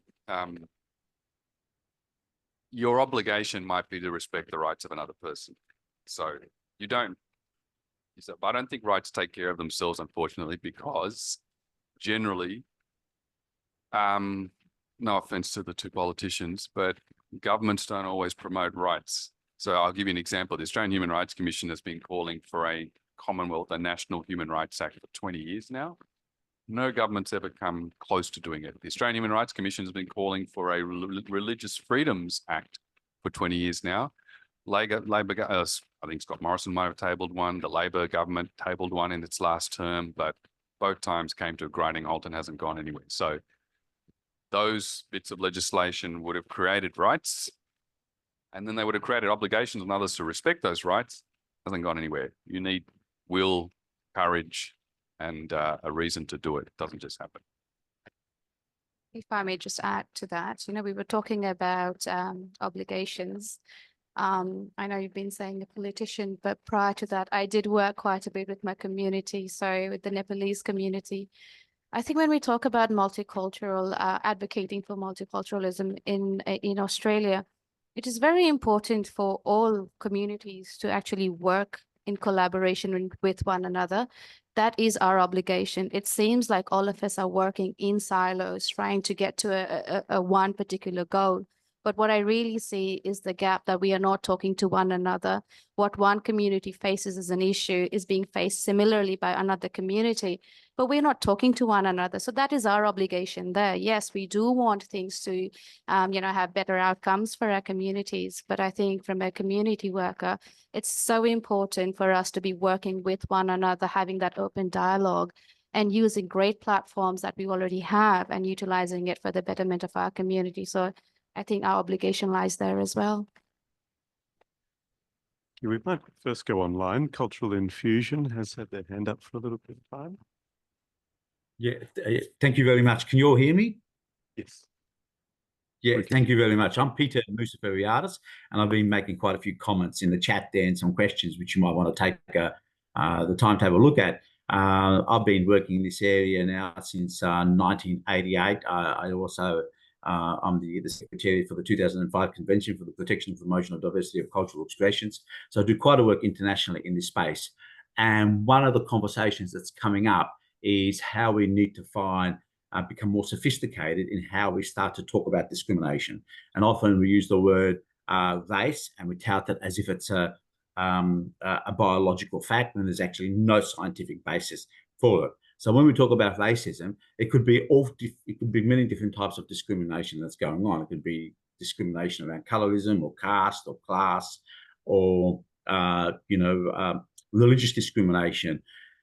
How do we start to move the conversation so we can become more nuanced in this? And the reason why I say that is because when we start to apply these broad socio-political constructs, what it starts to do is it flattens identity. It erases many important aspects of identity, such as ethnicity. So people start getting washed up into these really broad categories. That's not to say that people aren't being racialized. And, I often say that every single encounter is a racialized encounter. And what nation state doesn't afford privilege to those that have an affinity to the cultural hegemony. So I think the point that I'm trying to make here is that, what if the real obstacle to ending racism isn't just prejudice, but our unwillingness to let go of race as this plural concept altogether? And maybe we're being all cornered to take this simplistic approach, where if we started to take a more sophisticated approach, we could really then begin the journey of dismantling discrimination. Thank you. I'll take this one. So, please. So the first, thanks for the question, lots in that. The first thing is, yes, of course, race is a social construct. It doesn't mean that it doesn't feel real when you're subjugated to racism. That's why in my speech I said, I quoted Ta-Nehisi Coates who said, race is a child, racism is a father. Race it's a social contract, but it was created for the purpose of subjugation. Race was the reason why First Nations people were decimated and their land taken away from them. It was used as a reason for that to happen. Race was the reason there's a race power in our constitution wasn't to help people.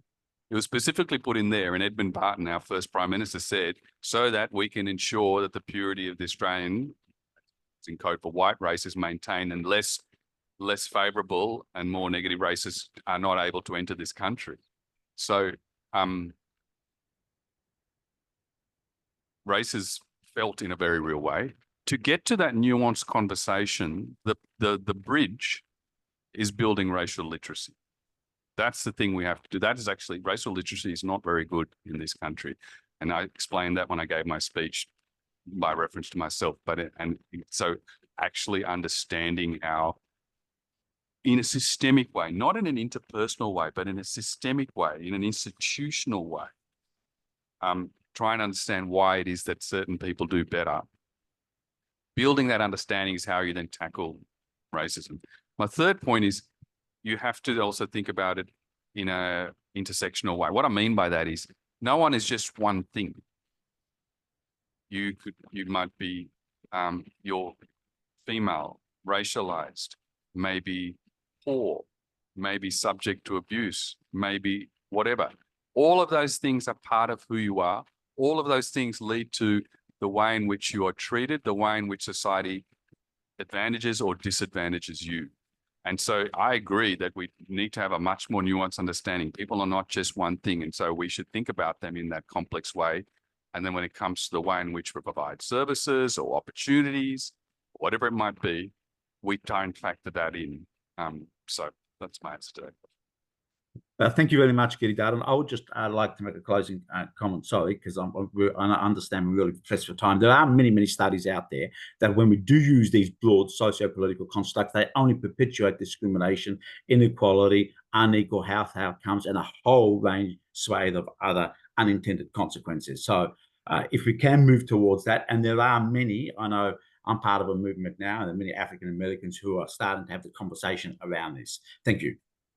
Thank you, Peter. May I publicly congratulate you on the contribution that you've made over many decades through your organisation, Cultural Infusion, and what it has achieved in Australia and beyond. So thank you very much. But as I indicated in my address, I'm uneasy with the concept of race because of its lack of scientific validity, and racism is stemming from that. Instead of racial literacy, I would like to see something like multicultural literacy or some other term. The term literacy is good because it means improving and expanding your knowledge, but I think it needs a better adjective in front of it. Sorry. Thanks, Des. I just wanted to make a few quick points. First of all, is I'm acutely aware of race, and I have been all my life. You know, going back to the points that Giri made in his speech. When I walk into a room, my first reaction, even after all these years, my ripe old age of 53 and being in politics, when I walk into a room, the first impression I think people have of me is the way I look at my race. It is deep it is that thank you. But it was really interesting because I lived in China for 10 years. And so if I'm describing myself here to somebody I've never met, the first thing I would say is I'm Asian. And that's how you identify me in the crowd. Then I lived in China for 10 years and I realized I can't do that anymore. So then I was describing what I was wearing, etc. So race is a fundamental part of who I am and how I've made decisions in my career.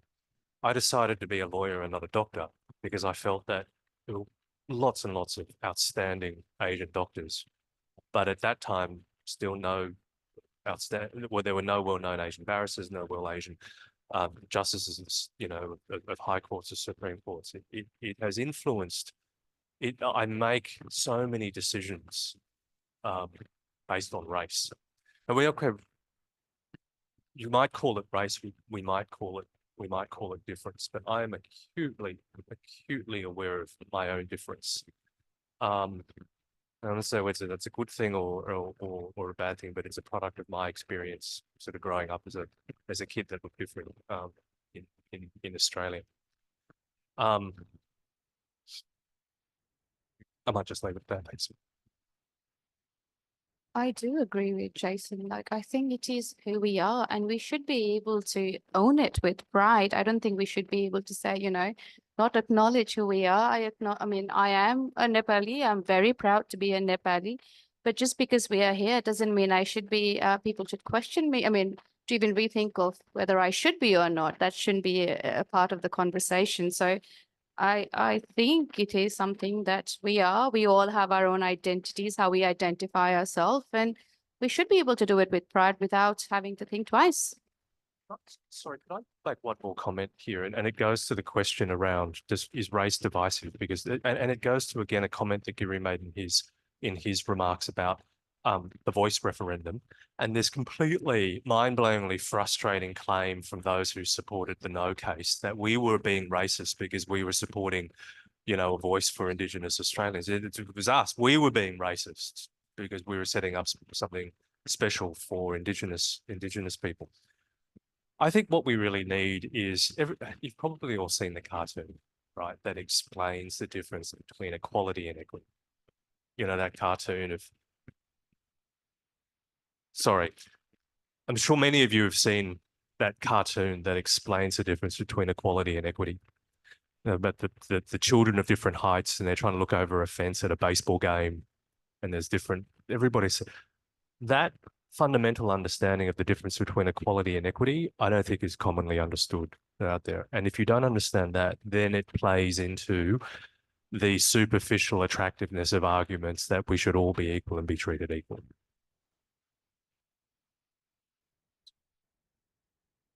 Any questions? Thank you. As someone that's been coming to Religions for Peace meetings for, I can't remember how many years. Do you remember, Mataji? For a long, long time I've been coming regularly and loving it. And I have never, ever experienced an anti-Semitic remark. I'm Jewish. I'm active in my community. I know the Jewish Indians. I've been to India. I've been to your meetings in India.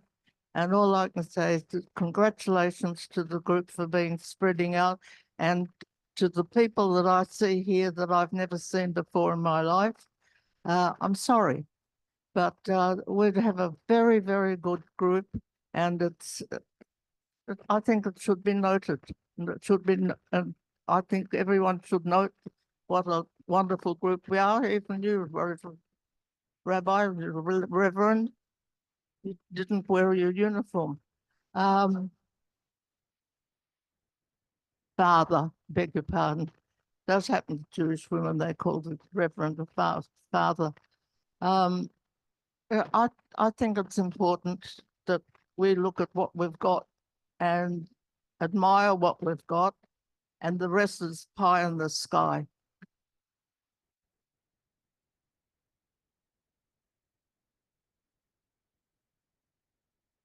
Another question. I just want to, I think, ask this question. My son is much darker color to me. And when he was in kindergarten, he started asking me, Amma, why are you light brown and I'm dark brown? Because till that point, we've never made color an issue till he went to kindergarten. I think there was not an issue till. And the kids were obviously saying, and I raised that with the teacher, and it's a predominantly multicultural school. And I wouldn't say there were many white kids there. So I don't want to name the races that were there. And the teacher was also not white, made the kids are curious.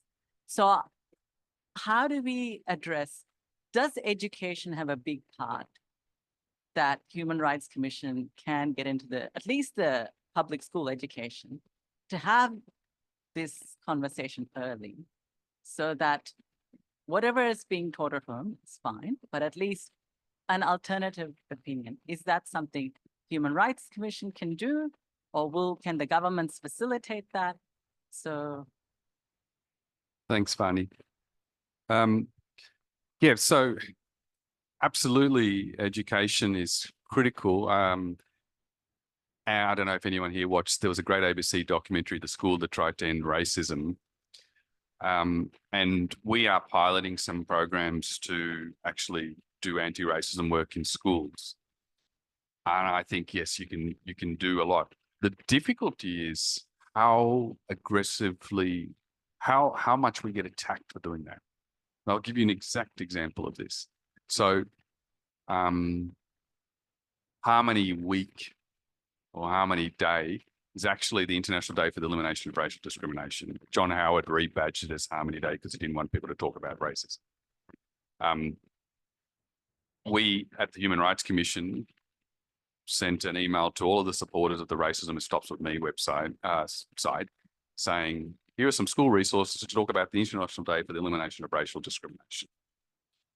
The Australian ran a front page article and then a campaign for, I hope there's no journalists. Robert, are there any journalists here? Please tell me there's no journalists here.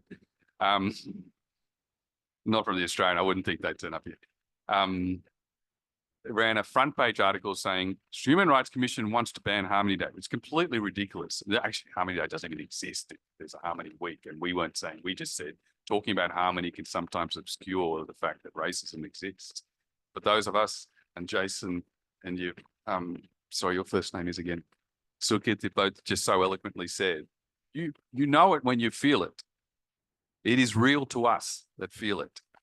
But that was an example of how hard it is to talk about racism in schools. When the conservative media, to your point about the media, run a 3 or 4 day campaign attacking you every day. I mean, the front page, for God's sake.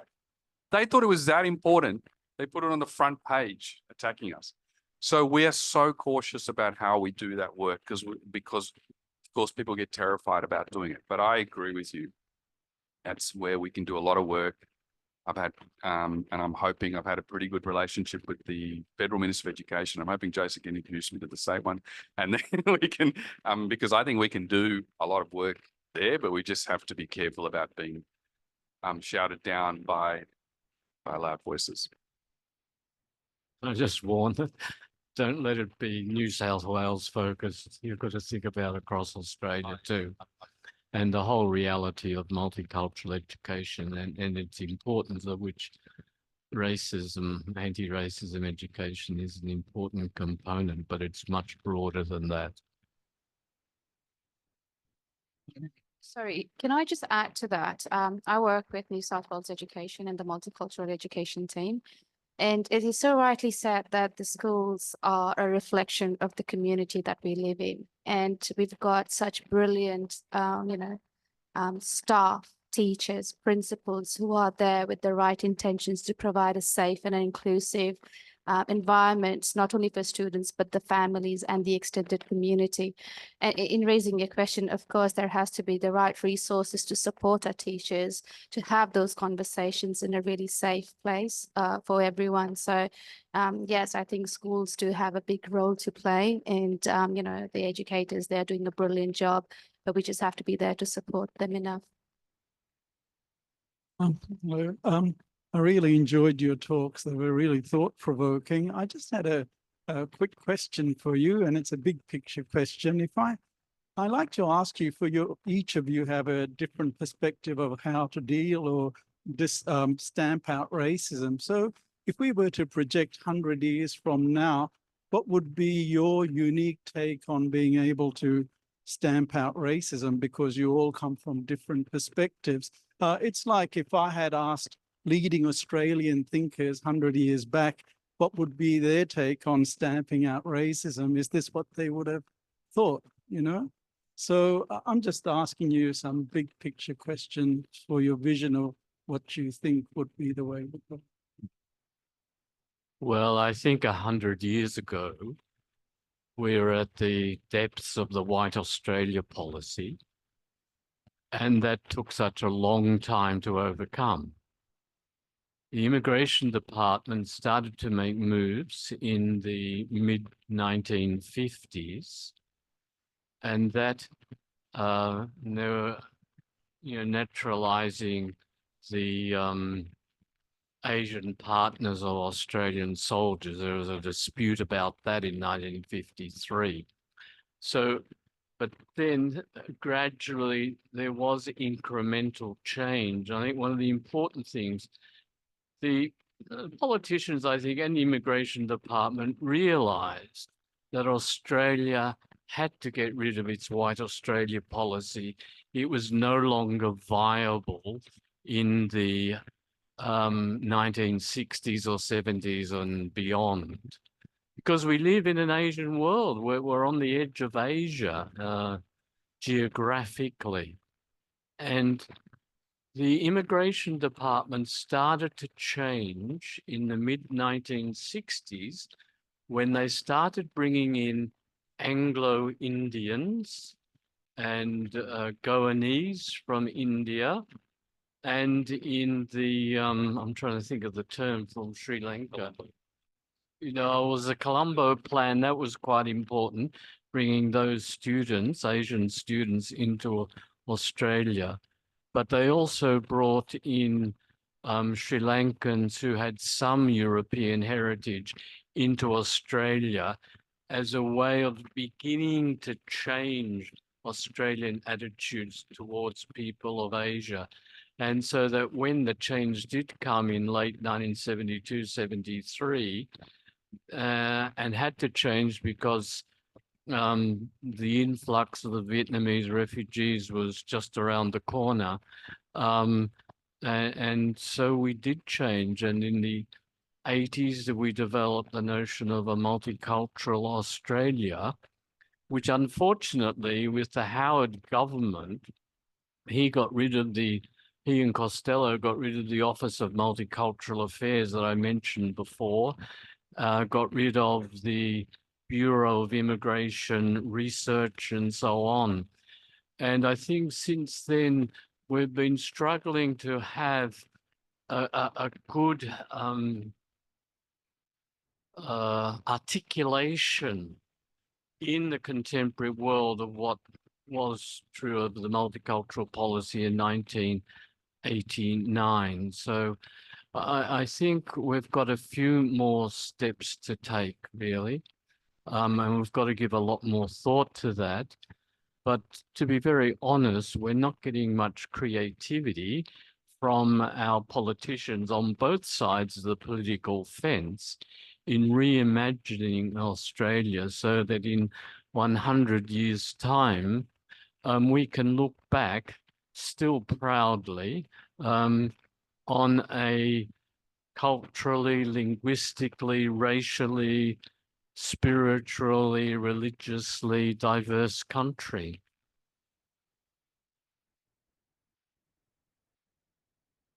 So for me, 100 years from now, what I hope is that firstly, we've had truth telling, and that is truth telling for the treatment of Aboriginal and Torres Strait Islanders, but not just them. There are many other communities, first and foremost them. There can be no racial justice in this country without racial justice for First Nations people. The second point is there are many other communities that have suffered horrifically.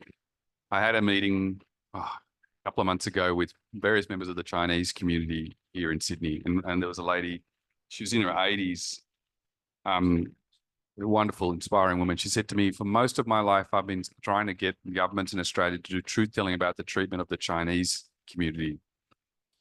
And because they were treated terribly. And there is a direct connection between that, the creation of the White Australia policy, and then what the people that called Jason were saying to him, the ones that said, I'm not sure if I want to volunteer now because I'm worried about what people will say about me. There's a famous adage, there is no peace without justice, there is no justice without truth. Start with truth, be honest, be prepared to accept, then you get to justice, and then you get to peace. Thanks. I completely endorse what Yuri just said. I just add one thing. I'm going to keep the politics of division out of it. The politics of division is it's very powerful. It's been used through, generations. I spent one of my first jobs was working for the Yugoslav tribunal that was picking apart the civil war in the former Yugoslavia. Former Yugoslavia was a multicultural, multi-faith, successful society before a bunch of, not perfect, but essentially that conflict was because a bunch of political leaders sat down and decided to carve up the country on sort of ethno-religious grounds for political purposes.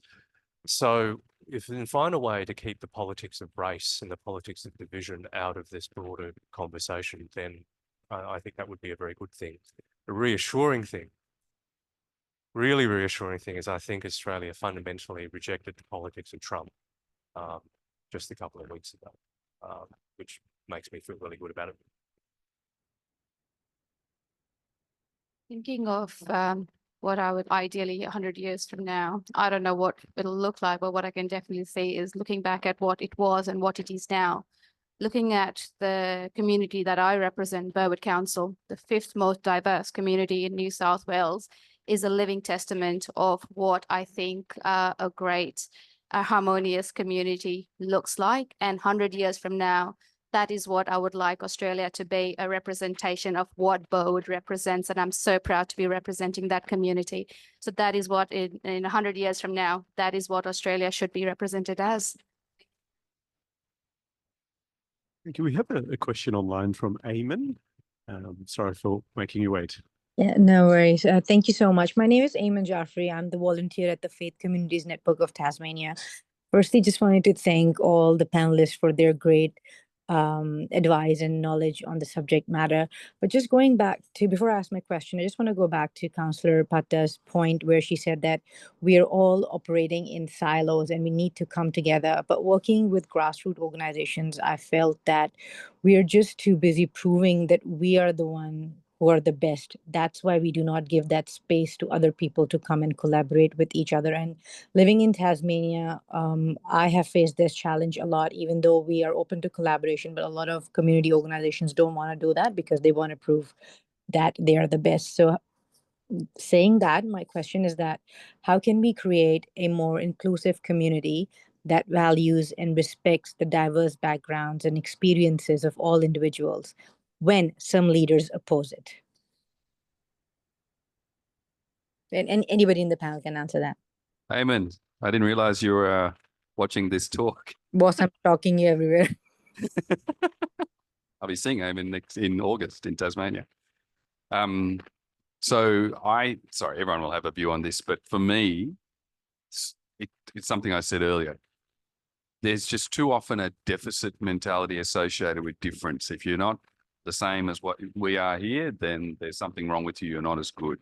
And so this is to your point, to your question, Eamon, how do you embrace diversity? And actually really this draws on quite a few themes. Jason has said very eloquently, but we don't want people to be divided. I think some of the questions, some of the points all went to that sense of division, that sense of polarization, which was, I think, what was emphatically rejected at this most recent election. So the challenge for someone like me is people say, you're divisive. You keep talking about our problems. I mean, a shock jock on 2GB said, this bloke why is he paid so much to tell us how bad we are? So then the challenge is I go, no, I want us to be better. I think we can be great. But if you want to be better, you have to actually look at what is holding you back, what problems you have first, and then you work on them and you improve and you can be better.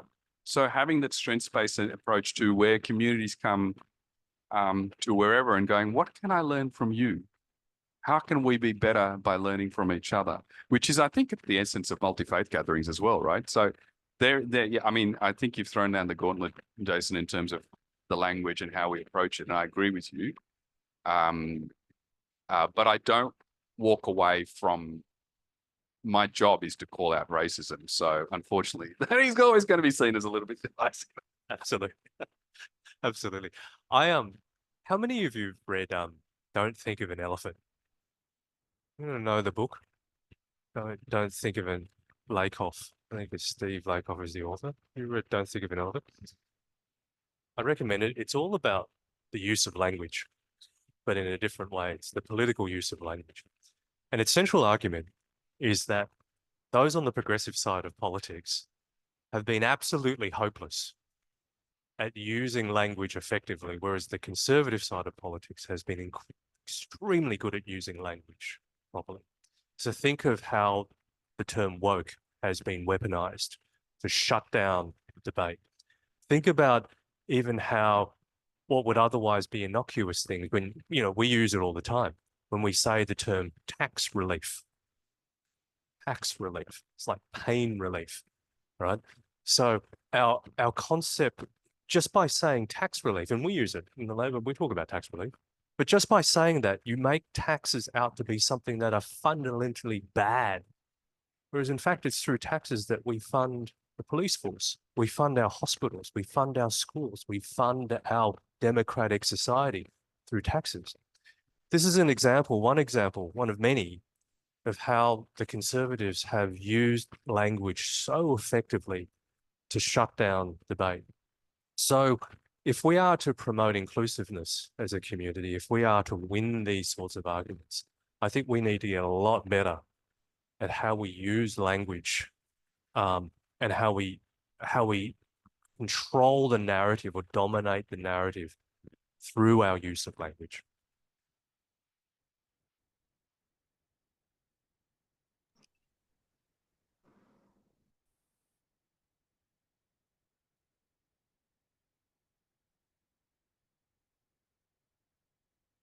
Just in relation to the speaker there, talking about, you know, working in silos, I'd just like to pick up on that particular point.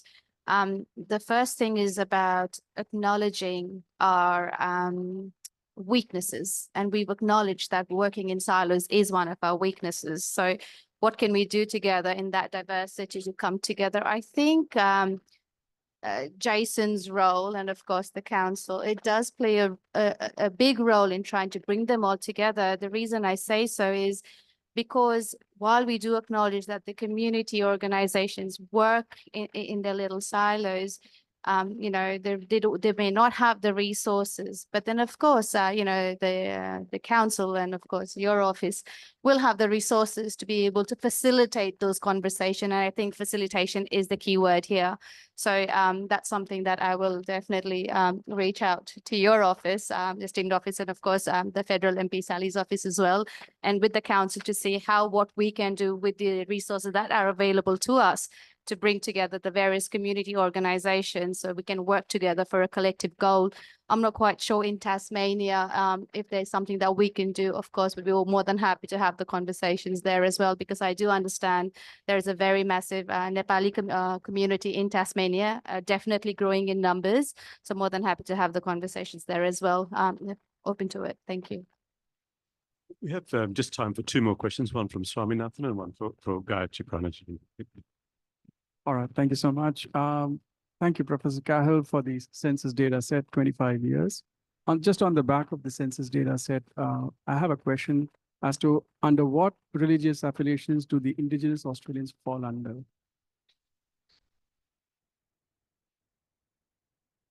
Most of them belong to a Christian denomination, but often they have this indigenous spirituality, okay? I mentioned Professor Anne Patel Gray. She belongs to the Uniting Church, but she's outspoken on the indigenous spiritualities. And I think all religious groups now have the task of incorporating indigenous spiritual practices into their own practices, okay? Whether they're Hindu or Catholic or Uniting Church or Anglican, whatever. I think that's very important, okay? My final question is, you mentioned about JCMA getting closed up in Melbourne. So two out of three members couldn't get along. I mean, what next then? I don't have any inside information. I was never a member of it, but it has folded up, which I think is unfortunate. And it's a symptom, as it were, of the pressures that we're now under, which Jason was talking about, and also the Commissioner. So, yeah, the issue of social cohesion, that is measured every year by the Scanlon Foundation. And that's been going on since about 2007. And they've noted in the last 3 or 4 years that there's been a decline in the level of social cohesion, which has been very high to Australia's credit, but there has been a measured decline in it as well. So I would suggest to all of you to read their annual reports of the Scanlon Foundation. The other thing I'd like to mention is the notion of positive peace, and to highlight the work of the Institute of Economics and Religion. It's the organization that measures each year the Global Peace Index, okay? And it operates globally out of North Sydney, here. Under, it's associated with the Charitable Foundation and a guy called Steve Killalea. Does that name mean anything to you people here? Yes. Not many saying yes. Yes, Steve Killalea, he's a Buddhist. I think he was brought up as a Catholic with a name like Killalea, Steve. But he is Australia's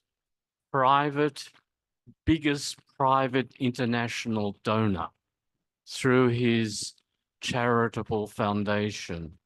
He made his money. Now, I don't understand this. I'm not into high tech, but he developed an IT algorithm or something that is used by 50 of the 100 world's largest companies.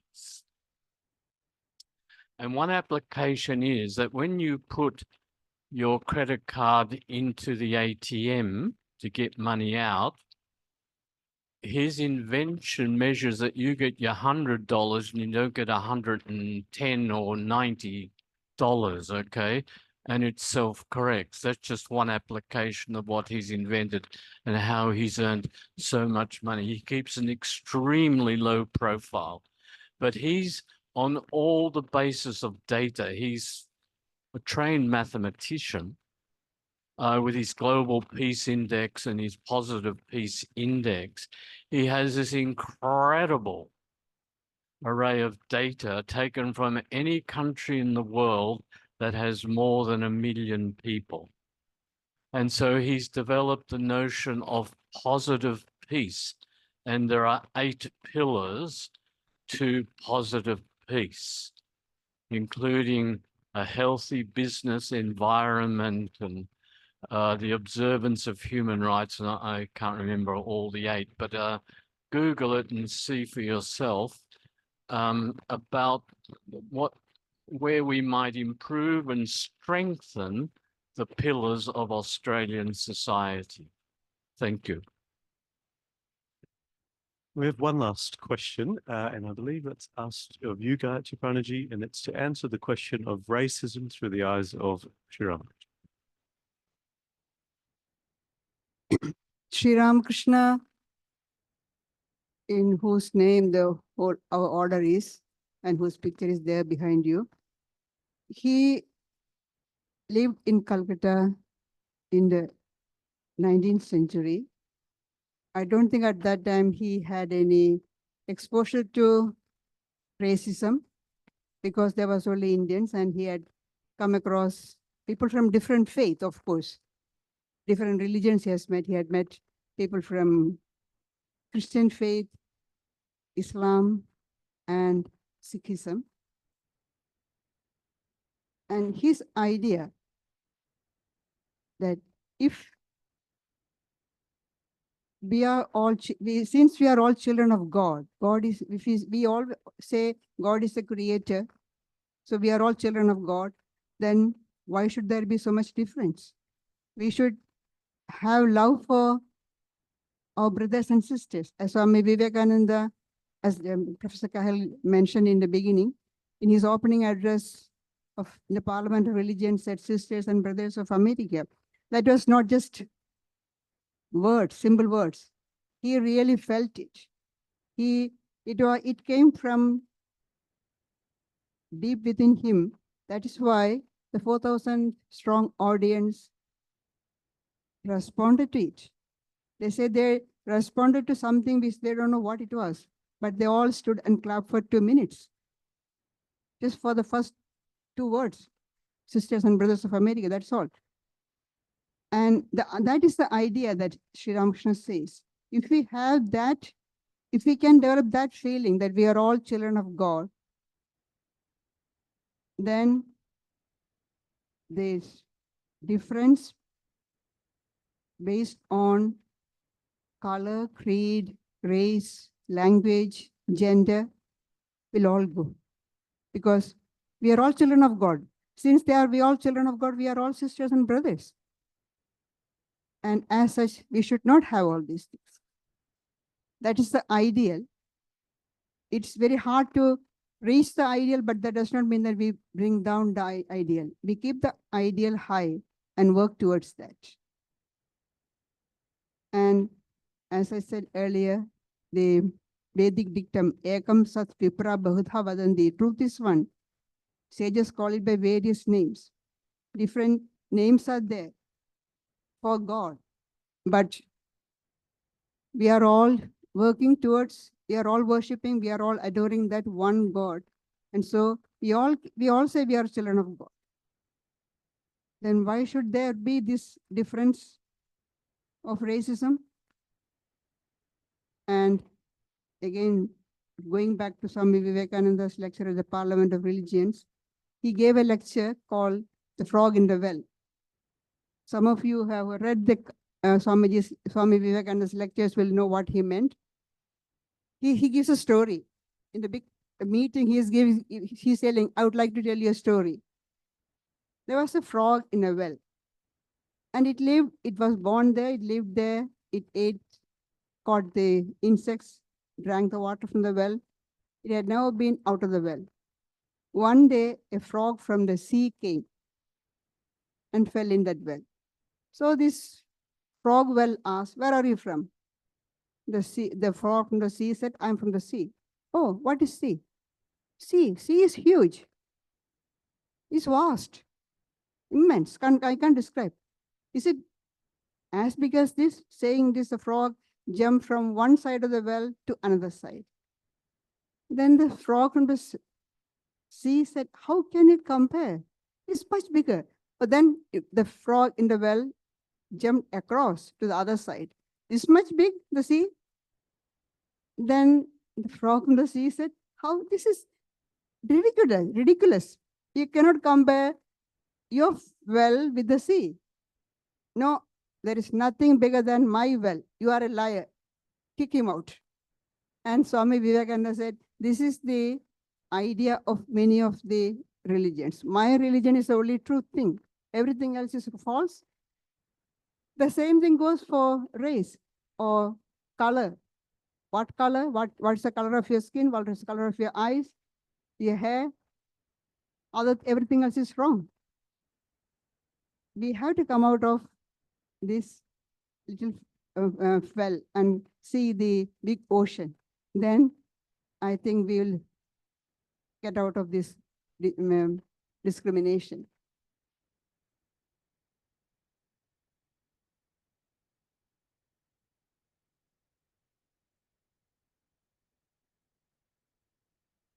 Thank you, Mataji. That was a wonderful note to end with. Before we conclude, we would like to take a moment to honor our esteemed speakers. I now invite Pravajika Gayatri Pranaji to present tokens of our appreciation for their invaluable contributions today. While they're all up on the stage, Mataji, we can commemorate them.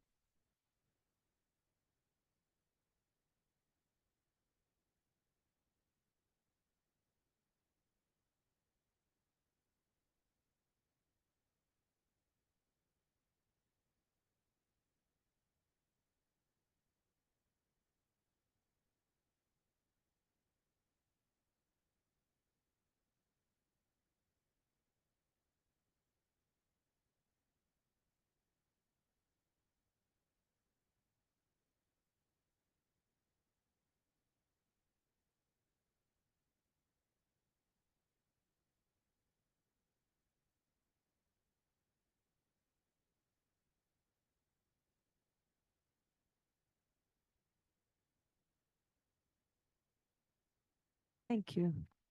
Please have a seat. Please have a seat, sir. As we bring this remarkable event to a close, I want to take a moment to sincerely express our gratitude to our distinguished guests, Australia's Race Discrimination Commissioner, Mr. Giridharan Sivaraman, Professor Desmond Cahill OAM, Mr. Jason Yat-Sen and Councillor Ms. Sukriti Bhatta. Thank you all for sharing your invaluable insights and wisdom with us today. Your presence has truly enriched our discussions on unity and inclusion. A heartfelt thanks also to the Vedanta Society of New South Wales and my fellow committee members whose commitment to fostering harmony made this event possible. To everyone who attended here in person and online, thank you for your engagement, your reflections, and your willingness to be part of these important conversations, because change begins with awareness, and awareness starts with gatherings like these. Additionally, we have some exciting upcoming events planned here at the RSV Society, and I would like Robert to tell us a bit more about that. Thank you. Yeah, look, thank you. As you know, I organized this event. It was my idea, and I was quite anxious that it goes well. The audio, visual, and technology gods were on site today. Nothing went awry. It all ran smoothly, and so I'm apart from many things, feeling very relieved. It's gone so well, but very, very thankful to you all. So just very briefly, we've gone a bit over time, I'm aware. We've got classes, yoga classes on every Thursday from 10 a.m. here. We've got spiritual evening and Bhagavad Gita discussions on Friday nights here. You're always welcome to attend those. Every Sunday morning, we've got talks here. We have a meditation day coming up on the 8th of June. And Jason, by the way, I live here. So if you've got a bicycle, you know, there's some good cycle routes around. We can get together. So now I think, look, by the way, thanks to all those who have provided the catering. We've got some really nice home-cooked food for you to have for your very late afternoon tea. and that's going to be out the back. So I do hope you can stay back and have some afternoon tea and mingle. Sadly, a little bit cold out there, but I think the rain's held off. So yeah, thanks everybody for coming in such numbers. That's very encouraging. All right. So now, please join us for some afternoon tea after that.